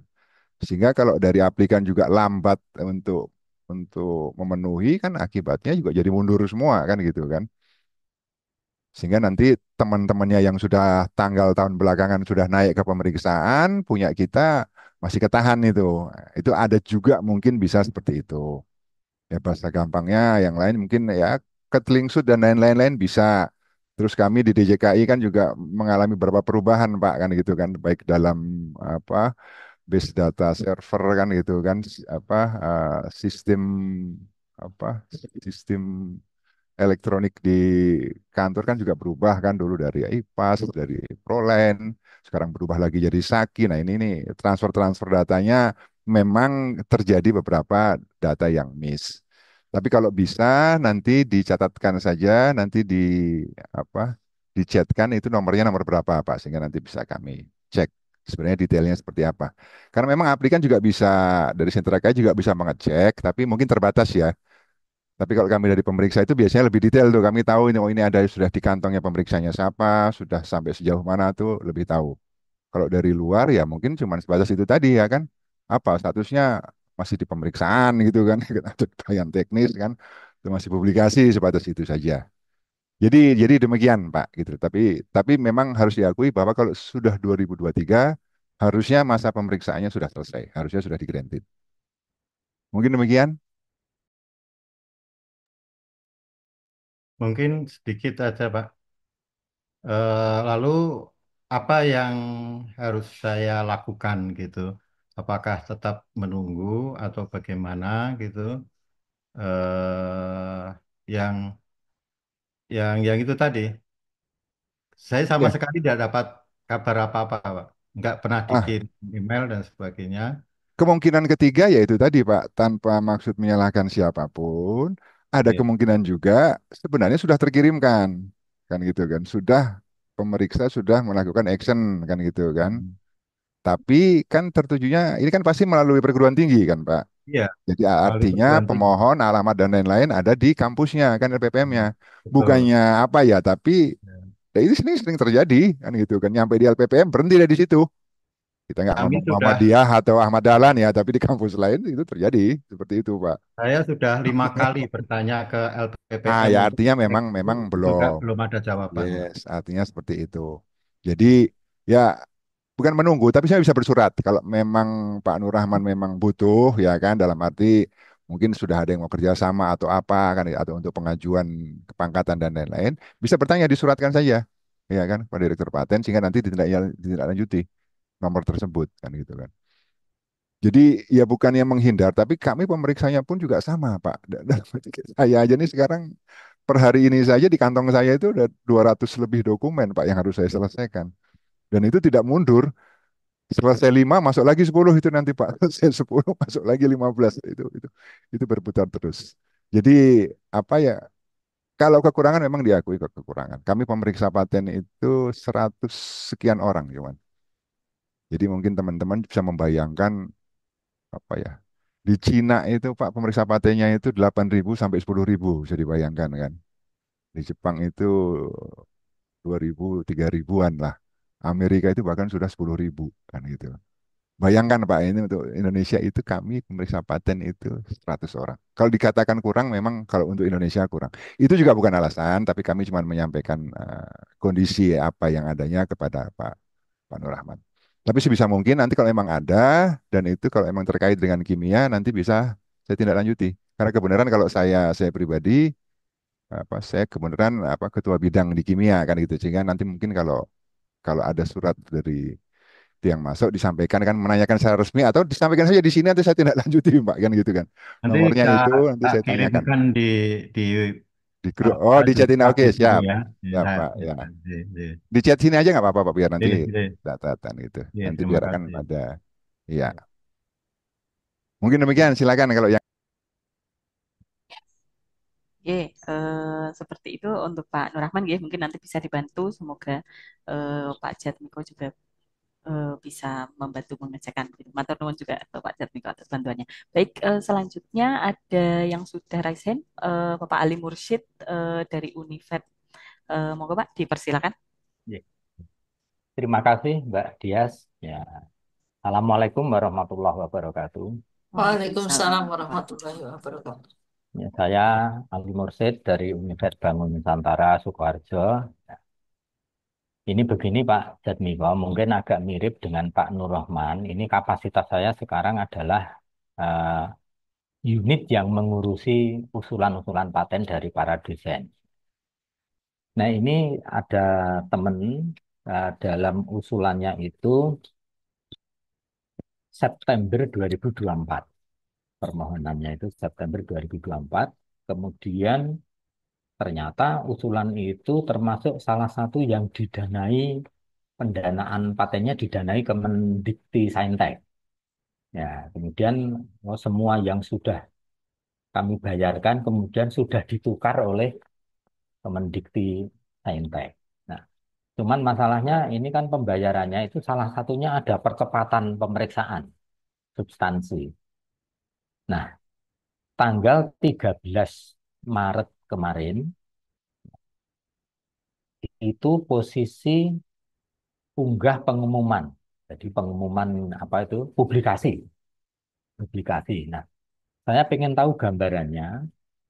Nah, karena ini apanya si inventornya itu karena merasa kan sudah pembayarannya termasuk percepatan. Itu kira-kira pemeriksaan substansifnya itu kapan? Ya, apakah dalam waktu dekat atau masih bertahun-tahun? Karena di dalam surat publikasi itu dinyatakan kalau 3 tahun tidak mengajukan. Nah, apakah kami juga harus mengajukan surat permohonan pemeriksaan substantif? Ya, itu mohon pencerahannya. Itu yang apa itu pertanyaan saya itu yang pertama itu. Kemudian yang kedua ya itu permohonan-permohonan yang sudah lama dan posisinya seperti Pak Nur Rahman tadi di tempat kami ada juga ternyata. Nah, berarti setelah saya mendengarkan penjelasan Pak Jatmiko hari ini, kayaknya memang deskripsinya jelek. Ya, mungkin kalimatnya itu membuat pemeriksa, waduh kayak gini itu pemeriksa yang harusnya memeriksa dalam 10 menit itu bisa satu dokumen, ini 2 jam mungkin belum selesai karena apakah mungkin bisa eh, hasil penelitian itu kami apa itu reformulasi deskripsi patennya, kemudian kami mohonkan ulang. Jadi yang lama itu misalkan ya dianggap ditarik kembali, kemudian dimohonkan ulang dengan deskripsi yang sudah lebih baik. Karena memang dulu kami kan nggak punya pengalaman, sehingga mungkin ya dosen-dosen itu bikinnya seadanya dan tidak baik. Mungkin itu Pak, pertanyaan dua itu. Terima kasih. Nanti kalau mohon kalau berkenan nomor HP Pak Jatmikon kami akan sangat senang. Jadi mungkin di luar ini bisa berkomunikasi. Matur nuwun. Assalamualaikum warahmatullahi wabarakatuh. Waalaikumsalam. Ya, Pak Musid sama. Sebenarnya itu tadi balik kalau untuk publikasinya masuk ke substantif kapan, masa publikasinya itu sebenarnya kalau untuk paten sederhananya itu cepat, Pak. Nah, justru ini itu nomornya itu aplikasi untuk paten biasa atau paten sederhana. Paten biasa, Pak. Wah, kalau paten biasa ya memang lama, Pak. Masa publikasinya lama, nyampe substantifnya juga saya nggak hafal waktunya tapi lama. Tapi kalau paten sederhana itu memang cepat, Pak. Bahkan cuman 2 minggu. Hmm. 2 minggu itu, jadi dipublikasi cuma 2 minggu sudah masuk ke substantif, masuk ke saya. Nah itu Oh tadi, gitu. ya kalau paten biasa memang, wah itu hitungan berapa sekian bulan lah, Ada saya nggak hafal lah ada itu. gambaran misalkan 4 bulan atau berapa gitu. Ya kurang lebih begitu 6 bulan kalau nggak salah masa publikasi itu. Hmm. Terus kami harus Nah, jadi menulis. kebayangan Pak, enam Ya. bulan berbanding cuma 2 minggu. Nah, itu loh. Makanya memang kalau untuk paten sederhana ini, jadi ada kebijakan kantor yang memang dipermudah sekali kan gitu kan. Dipermudah sekali karena memang lebih diarahkan ke situ, ke paten sederhana. Oh gitu. Ya. Jadi Terus, jadi kemungkinan kalau baru 13 Maret kemarin ya masih nanti bulan apa itu? Itu oh baru ya ya selesai oke. publikasi kan itu habis itu baru masuk ke substantif. Kami Tapi kalau perlu paten bikin surat. sederhana, ini paten sederhana 13 Maret ya berarti ini paling ya minggu-minggu ini udah selesai kan gitu. Karena cuma 14 hari, 14 hari Ya. kerja. Perlu bikin Terus surat permohonan pemeriksaan atau sudah cukup dengan apa itu eh, kan sudah bayar sudah, bayar percepatan pemeriksaan itu loh. Jadi si inventornya menanyakan itu. ya itu kan tak tetap kalau nggak salah cuma tiga bulan ya Pak ya. Jadi 6 bulan jadi 3 bulan kalau kalau tidak salah saya itu kalau administrasi itu saya nggak Oh begitu gitu hafal ya sih. ya. Jadi ya tetap aja nanti Maret, April, Mei, Juni lah kan gitu loh Pak. Itu baru Ya. selesai publikasinya masuk ke substantif. Tapi kita harus bikin surat permohonan pemeriksaan atau enggak itu? Atau langsung nanti? Enggak, kalau sudah membayar biaya substantif, otomatis nanti akan langsung Oh masuk ke iya. substantif. Ya, tinggal dicek Ya, aja bayar substantifnya sudah atau belum. ya, Terus terima yang kasih. kedua, tadi itu apakah bisa dimohon ulang? Sebenarnya tidak bisa, Pak, karena itu akan mematikan kebaruannya nanti. Gitu. Bisanya sih bisa, tinggal Bapak daftarkan ulang kan dengan fitur dan invensi yang sama, ya kan ditarik lagi, tahun depan kita daftarkan lagi. Ya tentunya yang dokumen yang sudah Bapak daftar sebelumnya itu akan menjadi pembanding terhadap dokumen yang berikutnya. Jadi dia akan Hmm. mengantisipasi sendiri kan gitu. Itu sama juga dengan jurnal, walaupun sebenarnya bapak-bapak juga yang inventornya kan gitu kan. Tapi bapak sudah terlanjur daftar publikasi di jurnal, ya kan setahun kemudian baru didaftarkan paten. Nah itu jurnal itu akan mengantisipasi kebaruan dari permohonan paten bapak sendiri. Lo kan lo kan inventornya saya juga Pak kan begitu ya kan ya enggak memang ketentuannya demikian Pak gitu. Jadi saran saya itu nanti kalau memang sekiranya segera di itu saja Pak, segera diamandemen saja tanpa menunggu surat action dari pemeriksa, langsung saja itu kan mungkin diperbaiki ya kan kemarin ya kan. Terus dimasukkan lagi gitu loh. Oh ya. Dimasukkan lagi sebagai Ya. sebagai data baru terhadap nomor tersebut Pak gitu. Oke, terima Tapi ya kasih sebenarnya Pak. belum tentu juga Pak, belum tentu lah ya kan pemeriksa tetap profesional kan gitu kan. Dalam arti apapun itu kan pasti sebisa mungkin kita periksa kan gitu loh Pak ya kan terlepas dari dia bagus tidak bagus. Ya, tapi ya itu tadi itu cuma kadang-kadang untuk pemahaman saja kan pengertian ya itu tadi pemeriksa kan juga manusia kadang-kadang kita membaca sudah sudah udah dipahami aja sulah ya udah geser dulu lah kita periksa yang lain gitu loh. Tapi enggak seperti itu. Artinya tetap ada instruksi dari kantor pimpinan bahwa didahulukan dokumen yang sudah tua lah, yang sudah masuk kategori backlog, itu segera diselesaikan. Seperti itu, Pak. Mungkin bisa dipahami. Berikutnya lagi, kalau ada yang Oke, seperti itu ya untuk Pak Ali Mursyid. Matur nuwun. Selanjutnya mungkin dari Bapak Ibu peserta yang lain dipersilakan. Tadi beberapa mungkin terkait proses teknis ininya, ya Pak, ya, apa submission pengajuan draft patennya gitu. Oke, moga dari Bapak Ibu mungkin dalam hal penulisan substansinya. Mungkin kalau belum ada saya sambil menunggu ya Pak Jatmiko karena ini juga berdasarkan beberapa pengalaman gitu ya. Kebetulan saya juga di kimia dan beberapa yang apa saya tulis itu spesifikasinya memang berupa metode dan juga proses begitu. Nah, mungkin tadi terkait dengan yang apa ya untuk yang klaim itu Pak, seringkali memang kan bagaimana kita meng-create klaim yang kan tadi juga disampaikan seringkali beberapa kesalahan umum yang kalau menurut Pak Jatmiko tadi jangan terlalu sempit. Nah, sementara kadang-kadang kita terutama ketika dari penentuan metode atau proses itu kan kita punya kondisi-kondisi optimal seperti itu, Pak. Nah, kira-kira seberapa apa karena yaitu kondisi optimal itu yang kemudian kadang akan kita klaim. Nah, apakah kalau langsung seperti itu termasuk terlalu sempit? Kemudian bagaimana kira-kira strateginya supaya tadi misalnya apakah dibuat range atau seperti apa nggih Pak kira-kira untuk untuk apa mengantisipasi supaya tadi tidak terlalu sempit karena saya juga pernah begitu mendapatkan pemeriksaan kemudian ini nanti klaimnya terlalu sempit. Nah, seperti itu. Kira-kira seperti apa nih Pak strateginya mungkin kalau terkait dengan penulisan deskripsinya? Ya benar Bu Desi itu. Apa kita perlebar di range itu betul sekali.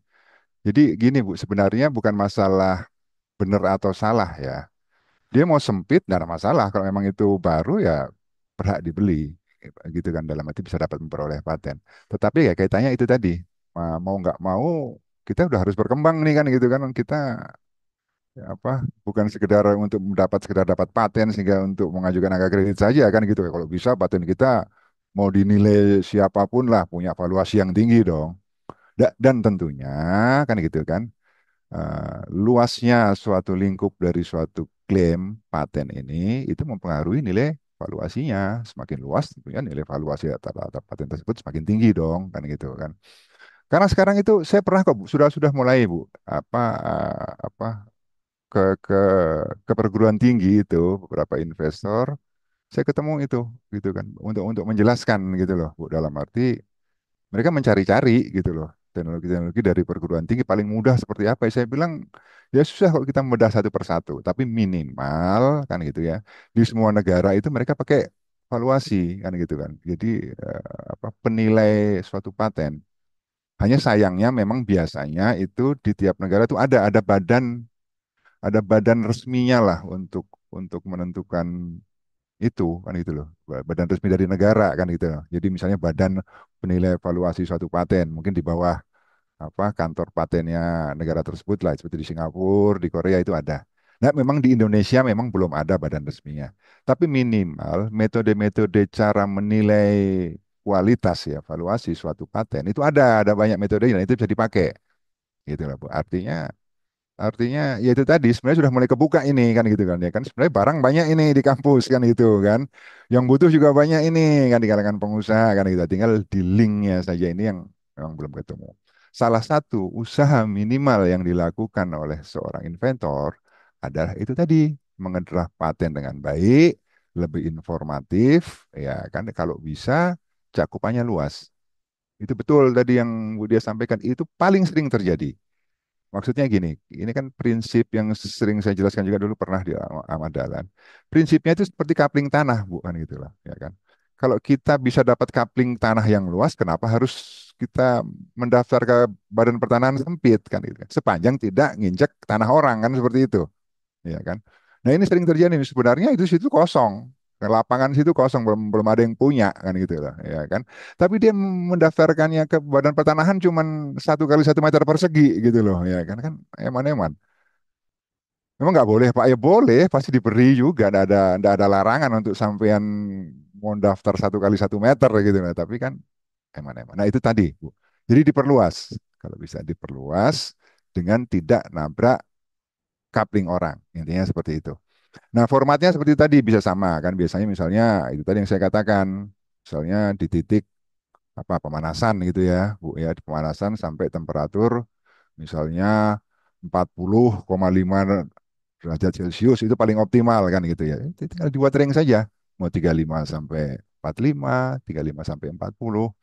Nah, cara penulisannya itu seperti tadi, Bu. Jadi misalnya dipanaskan pada temperatur misalnya 35 sampai 45 derajat Celcius, koma, paling optimal berapa tadi? 40, berapa tadi? Itu nilai optimalnya. Paling optimal sekian. Misalnya optimalnya ada di 40,5 gitu ya.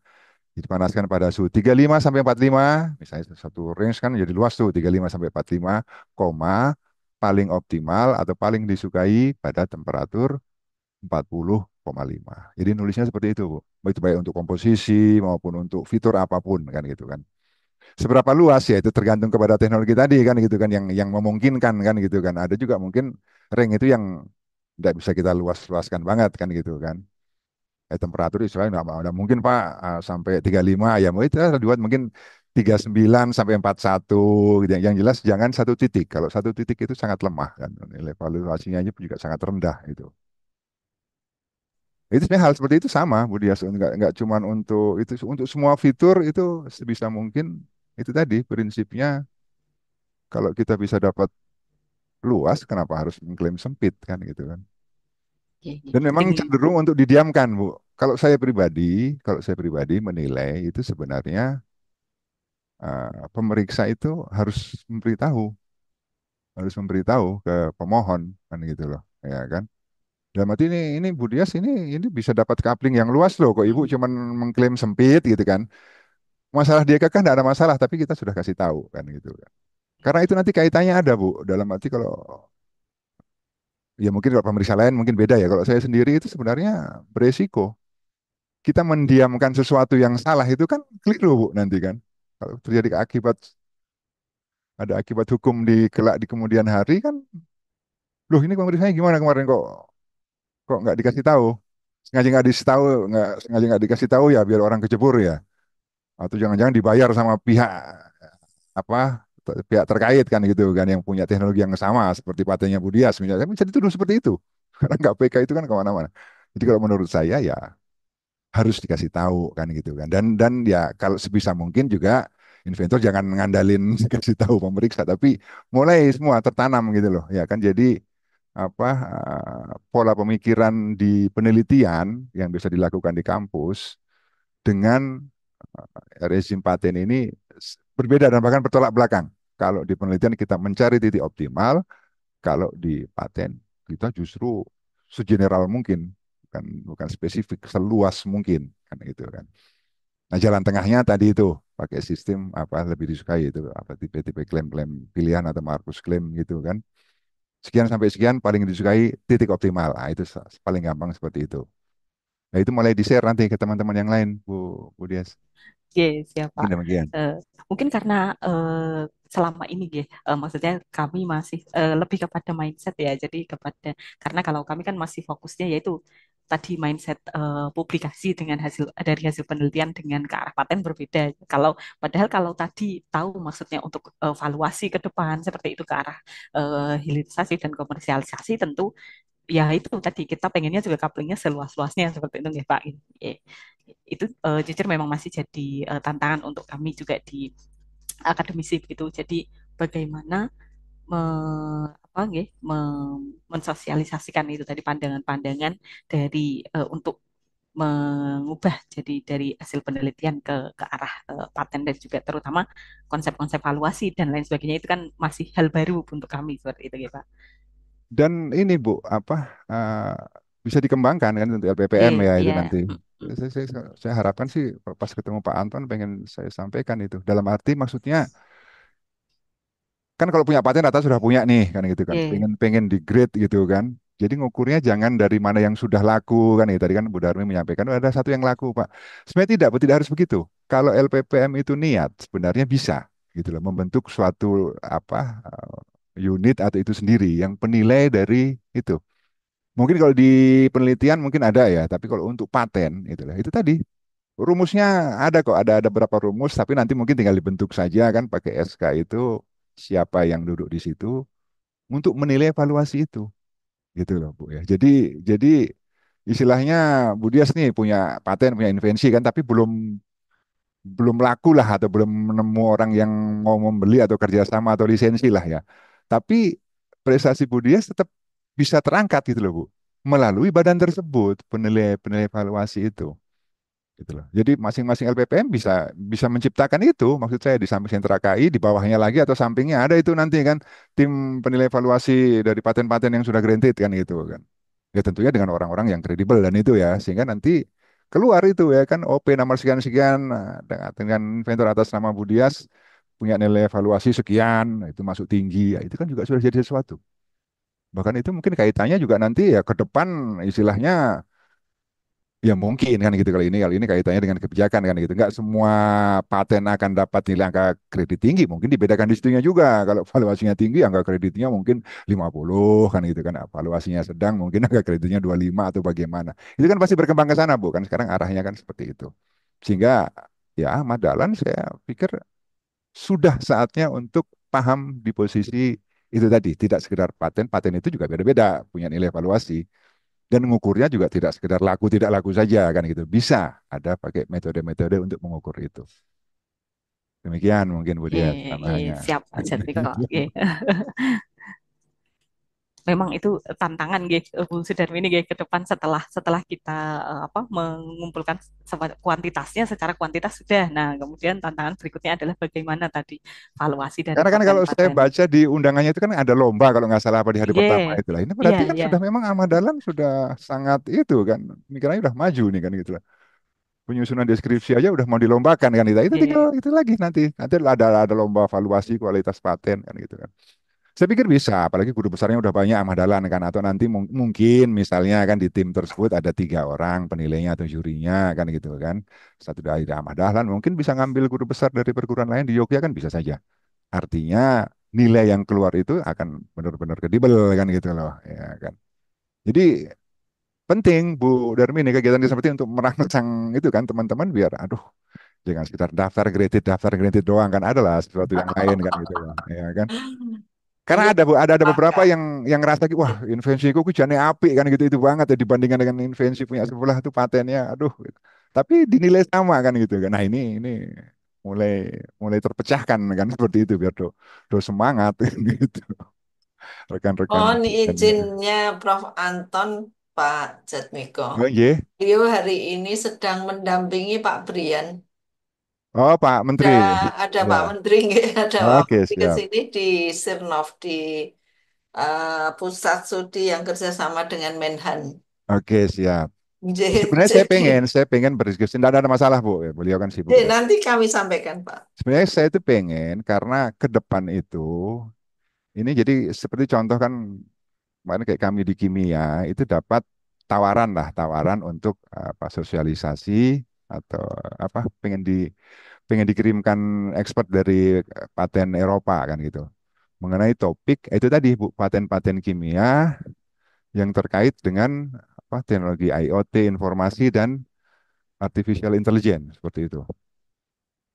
Nah ini kan istilahnya kan sebenarnya ini teknologi tersebut yang ada di kebenarannya couplingnya itu kan couplingnya Prof. Anton itu kan gitu kan elektro Eh, IoT, AI kan gitu kan. Nah ini juga sebenarnya sudah mulai perlulah dipikirkan kan gitu loh, untuk levelan Ahmad Dahlan ini kan dalam arti kerjasama keterkaitan. Sekarang semua itu based on dua itu kan IoT dan artificial intelligence kan bagaimana ya, dalam kaitannya dengan di kimia, dengan di bidang lain, farmasi, biologi. Nah ini sudah mulai entah bagaimana formatnya kan gitu kan ataukah kerjasama nanti kan antara fakultas atau bagaimana. Tapi yang jelas itu tadi kami tanpa diminta pun kok ditawarin kan gitu kan. Artinya ke depan itu ya ini kan sama seluruh dunia ini kan Bapak Ibu kan gitu kan. Artinya memang ke depan mau nggak mau teknologi apapun terkait dua hal itulah ya kan gitu kan.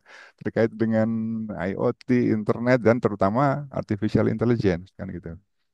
Nah, itu kaitannya dengan bidang masing-masing itu mulai mulai dipikirkan dan LPPM kan harusnya memikirkan dong itu bagaimana itu kita menyambut itu kan gitu.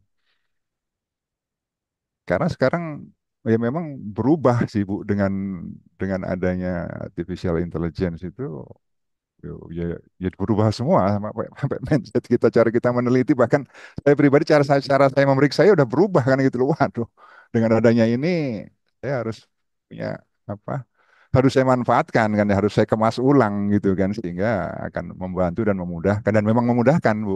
Itu tadi yang saya katakan, kalau memang bingung-bingung udah data-data tersebut masukkan saja ke AI kan, terserah mau pakai GPT mau pakai apa ya kan. Atau yang punya Cina itu bagus, itu saya coba itu kan yang DeepSeek itu kan, data tadi dimasukkan, tolong di draftkan dong. Itu draftnya sudah bagus Bu, 50% sudah jadi itu, tinggal tinggal nempel-nempel dikit-dikit sudah jadi siap didaftarkan paten kan gitu. Ayo dimanfaatkan gitu. Ya kalau saya pribadi sih senangnya pada belum bisa kan gitu kan ya, saya diundang terus nanti ke Jogja suruh dampingin terus kan, tapi kan bukan begitulah. Tetap kalau bisa semua kita manfaatkan kan gitu. Harus pinter semua nih dosen ya kan. Jadi udah nggak perlu lagi nanti kan kita dari DJKI ini udah biar fokus mereka aja di kantor kan begitu. Ya kan. Jadi itu Bu, nanti tolong disampaikan ke Prof. Anton ya, sudah mulai mulai ke situ lah. Karena kami di Indonesia Paten pun kok yang dilalah ada itu tadi penawaran seperti itu. Artinya mereka kan juga sudah jauh memikirkan itu kan. Dan salah satu salah dua dari perguruan tinggi terutama swasta yang sudah mulai harus sadar hal-hal begitu ya kalau untuk ukuran Yogyakarta Indonesia Muhammadiyah Ahmad Dahlan ya kan gitu kan. Kita belum secara nasional Indonesia belum, tapi minimal Ahmad Dahlan Muhammadiyah udah kita udah mulai melaksanakan kan begitu lah, udah mulai ancang-ancang, udah siap menyambut kan gitu. Salam kembali untuk Prof. Anton, Bu. Jadi, saya hubungi belum bisa, sepertinya baru serius betul ini. Ya, nggak ada masalah.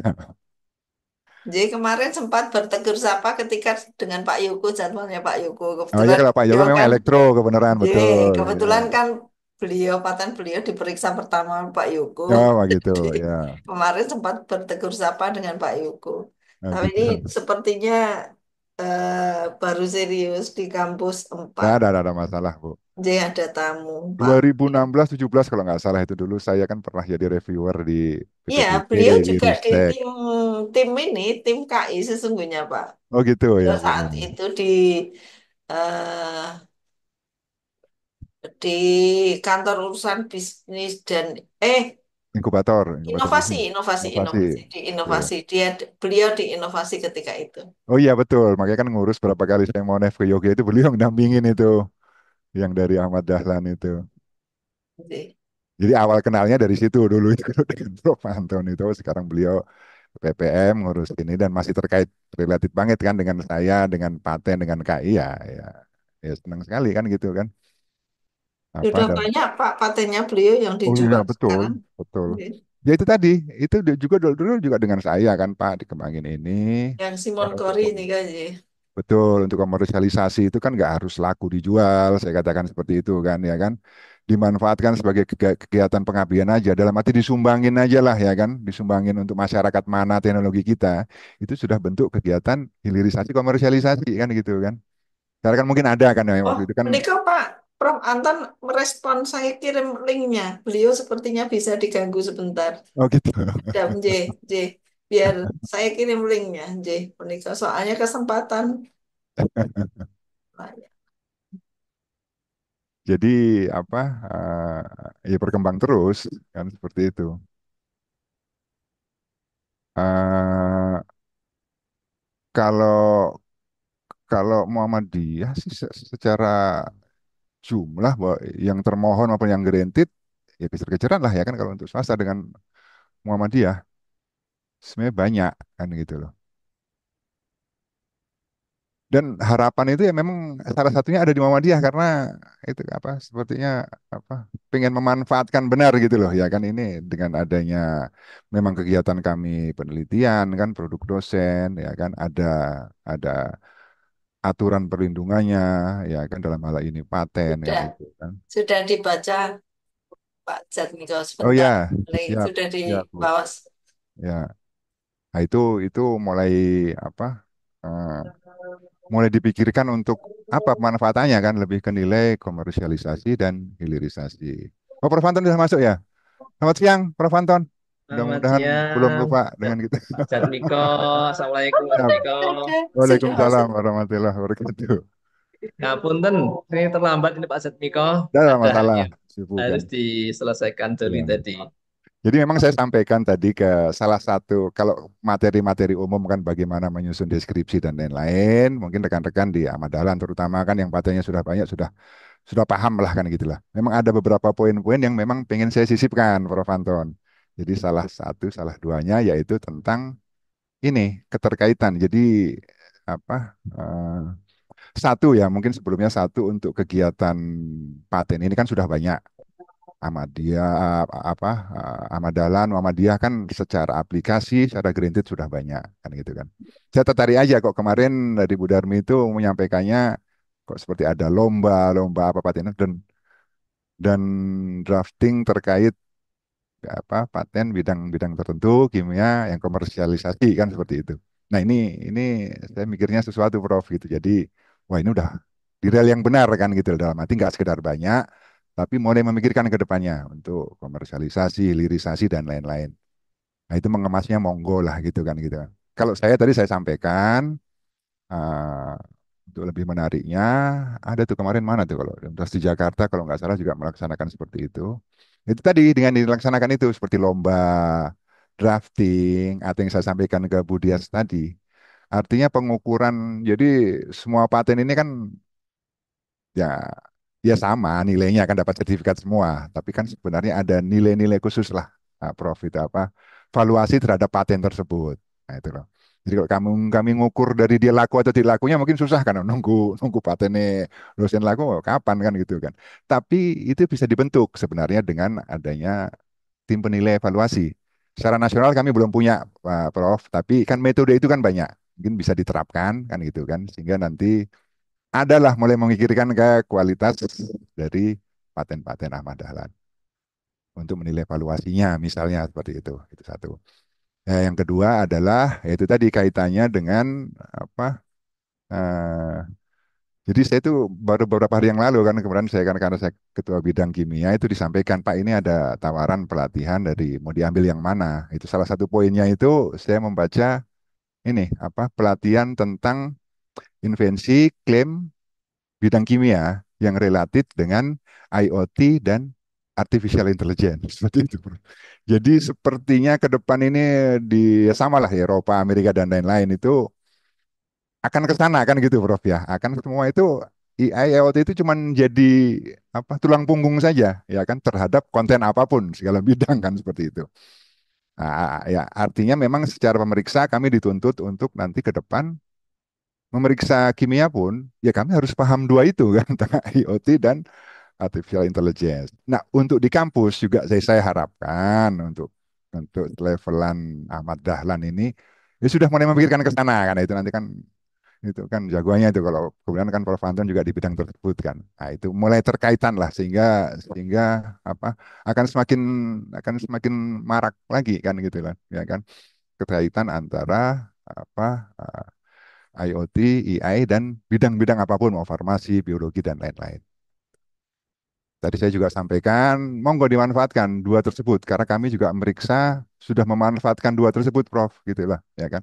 Untuk mendrafting untuk itu bisa kan gitu kan. Banyak itu bagus semua, mau GPT, mau apa DeepSeek apa semua. Masukin aja data-data invensinya kan gitu kan. Suruh dia buat jadi kok, Prof, gitu loh. 50-60% sudah terbentuk itu deskripsi itu tinggal tempel-tempel. Artinya mengurangi kerjaan kita. Jadi mungkin itu dalam arti ada informasi baik ya kan ya hukumnya kita saling bagi informasi saya sampaikan kebenaran hubungan dengan Ahmad Dahlan baik dengan Prof Anton juga baik saya ingin menyampaikan itu. Matur nuwun Prof Anton sudah menyempatkan hadir. Terima kasih sekali Pak Jatmiko untuk dua informasi pentingnya ya buat kami yang saat ini sedang tumbuh ya Pak Jatmiko ya. Dalam arti inovasi yang diamankan dalam bentuk paten ini, UAD semakin mengembirakan, semakin banyak. Dan catatan tadi tentang lebih ditingkatkan kualitasnya, insya Allah di 2025-2030 ini menjadi salah satu concern UAD ini Pak Satmiko. Pas nyambung ini J, di antaranya tentang hilirisasi ataupun income generating dari inovasi-inovasi yang sudah dihasilkan oleh UAD. Nah tentunya yang menjadi amunisi terbesar kita adalah di data yang ada di Bu Darmini yang paten-paten yang sudah granted itu yang eligible. Dan terima kasih banyak Pak Jatmiko ini untuk supportnya tentang lintas bidang penggunaan IoT dan juga AI ya, betul sekali. Alhamdulillah ini di UAD sudah mulai gerengseng nih Pak Jatmiko, mulai semangat lintas bidang, kimia dengan elektro, dengan informatika, dengan teknologi pangan, dengan farmasi, termasuk yang inovasi kita kemarin itu Pak Jatmiko yang di Kedereka Dana Padanan 2024 itu elektro dengan farmasi, Alhamdulillah sudah jadi Pak Satmiko dengan tim apa namanya alat uji suhu tinggi. Nah, setelah sebelumnya kita dengan pertanian yang dulu untuk Simon Kori itu Pak Satmiko yang Pak Satmiko rawuh di Serumbul dulu itu. Dan ini mudah-mudahan nanti menjadi satu konsen UAD ya, AI dan IoT, kemudian data science. Nah, mudah-mudahan nanti dosen-dosen yang bukan informatika dan bukan elektro computer science itu nanti bisa semakin familiar dengan dua hal tadi itu. Matur nuwun sangat Pak Jatmiko untuk banyak sumbang sarannya, perkenannya selalu kami rusui nih Pak Jatmiko untuk menjadi narsum di UAD.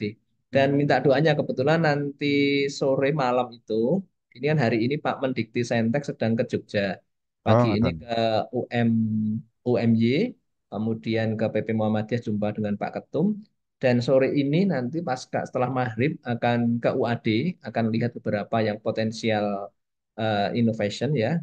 Di antaranya yang terbaru itu yang becak listrik itu Pak Zatmiko yang menjadi ikon dan sudah dilirik oleh dunia usaha ya. Nah, minta doanya Pak Satmiko itu nanti bisa menjadi pemantik teman-teman inventor, inovator lain supaya ketika mengajukan draft paten itu sudah terbayang ya nanti akan masuk ke ranah mana komersialisasi atau hilirisasinya. Kalau bahasa Jogjanya itu, kalau kami yang disampaikan oleh BPH kami, kebetulan BPH-nya itu ada pengusaha ya, ada dua pengusaha ini. Kalau saya kemedol, itu maksudnya. Yang kemedol itu yang mana itu? Ada sebagian teman-teman farmasi mengatakan yang dull apple itu ya, yang dull apple yang mana? Terima kasih banyak Pak Satmiko. Mudah-mudahan ilmu yang disampaikan Pak Satmiko diberikan Sami-sami, Pak. balasan yang berlimpah dari Allah nggih, Sebenarnya Pak sama. Satmiko. Sama kami juga terima kasih karena ini kan obat Pak Prof. Anton. Kan harusnya kan kegiatan rutin lah. Ya sudah bisa dikatakan rutin kan. Pos di Yogyakarta kan harusnya bulan Februari kemarin kan. Tanggal 17 Beberapa ya kemarin. 17 ya. beberapa sudah kami selesaikan. Tapi ya kami berharap sih mungkin dari teman-teman rekan-rekan ya kemudian saya tuh PJ ketua untuk ke Yogyanya kan mungkin eh, tanyakan ke Bu Darmi lah ke Prof. Anton mana tahu ya untuk obat kecewa lah rekan-rekan kami bisa mengadakan acara seperti itu. Walaupun nggak related langsung ke penyelesaian dokumen tapi adalah nyambung kegiatannya itu saya senang banget. Walaupun ya Sangat-sangat lebih bermanfaat senang Pak kalau misalnya Satmiko. kan ada yang ngadain acara Yogya kan jadi terobati kan tetap aku sonili ibuku ke Yogya ya, tapi ya nggak masalah lah kan itu. Insya Kangen Allah tahun kota depan kota ada lagi, juga. bahkan mungkin akhir tahun ini mudah-mudahan arah anginnya sudah mudah-mudahan bagus nih Prof. Ada lagi Amin, kegiatan amin, tersebut. amin, amin. Ya sudah semakin stabil ya semuanya. Yes. Ji. Nanti Ya. bisa ngicipi itu Bu Tarmini. Nanti kita ajak bareng naik becak Nah, listriknya. Keliling BMX-nya Jogja. dari SM dari SM Tower sampai ke Malioboro nanti Oh keliling gitu, Malioboro ya. nanti. Siap Prof. Kan itu.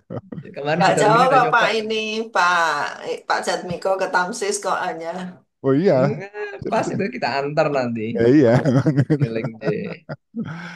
Mungkin begitu Prof. Anton, Bu Dias, Terima Budam ini kasih kalau banyak ini waktunya juga Pak sudah pas. Tarmini. Monggo Mbak Dias kalau mau bagaimana ditutup silahkan. Baik. Terima kasih banyak juga kepada Tapi Prof. mungkin Anton. sebentar Mbak, Oh, ini kan ada yang minta filenya, jadi saya oh sekalian ya, share filenya ya di sini baik, ya, baik. di Monggo, chat ini ya. baik, Monggo monggo. sekalian sambil ditutup, tidak ada masalah. Baik. Sebelumnya kami ucapkan terima kasih juga kepada Prof. Anton yang sudah menyempatkan bergabung di salah-salah kesibukannya, ya, Prof. Baik, Bapak Ibu tidak terasa juga karena sudah memasuki waktu jam 12, begitu, ya. Karena keterbatasan waktu, selanjutnya kita cukupkan untuk agenda hari ini dan selanjutnya kita masuki ke eh, acara terakhir yaitu penutup. Sebelumnya kami mengucapkan terima kasih banyak kepada Pak Jatmiko selaku narasumber atas kesediaan waktu dan juga ilmunya yang sangat bermanfaat. Kami juga ucapkan terima kasih banyak kepada seluruh peserta atas partisipasi aktifnya. Harapan kami tentu semoga ilmu yang kita peroleh hari ini bisa diimplementasikan gitu ya dalam pengembangan riset dan inovasi kita nantinya khusus khususnya dalam penyusunan paten di bidang kimia untuk bisa mendukung gitu ya capaian-capaian peningkatan KI khususnya spesifikasi paten baik di UAD maupun di institusi Bapak Ibu yang bergabung di sini seperti itu. Baik, sebelum menutup, marilah kita mengakhiri kegiatan ini dengan bersama-sama mengucapkan hamdalah. Alhamdulillahirabbil alamin. Ya, sekali lagi kami mengucapkan terima kasih banyak atas partisipasi Bapak Ibu. Saya mohon izin untuk menutup acara ini. Wassalamualaikum warahmatullahi wabarakatuh.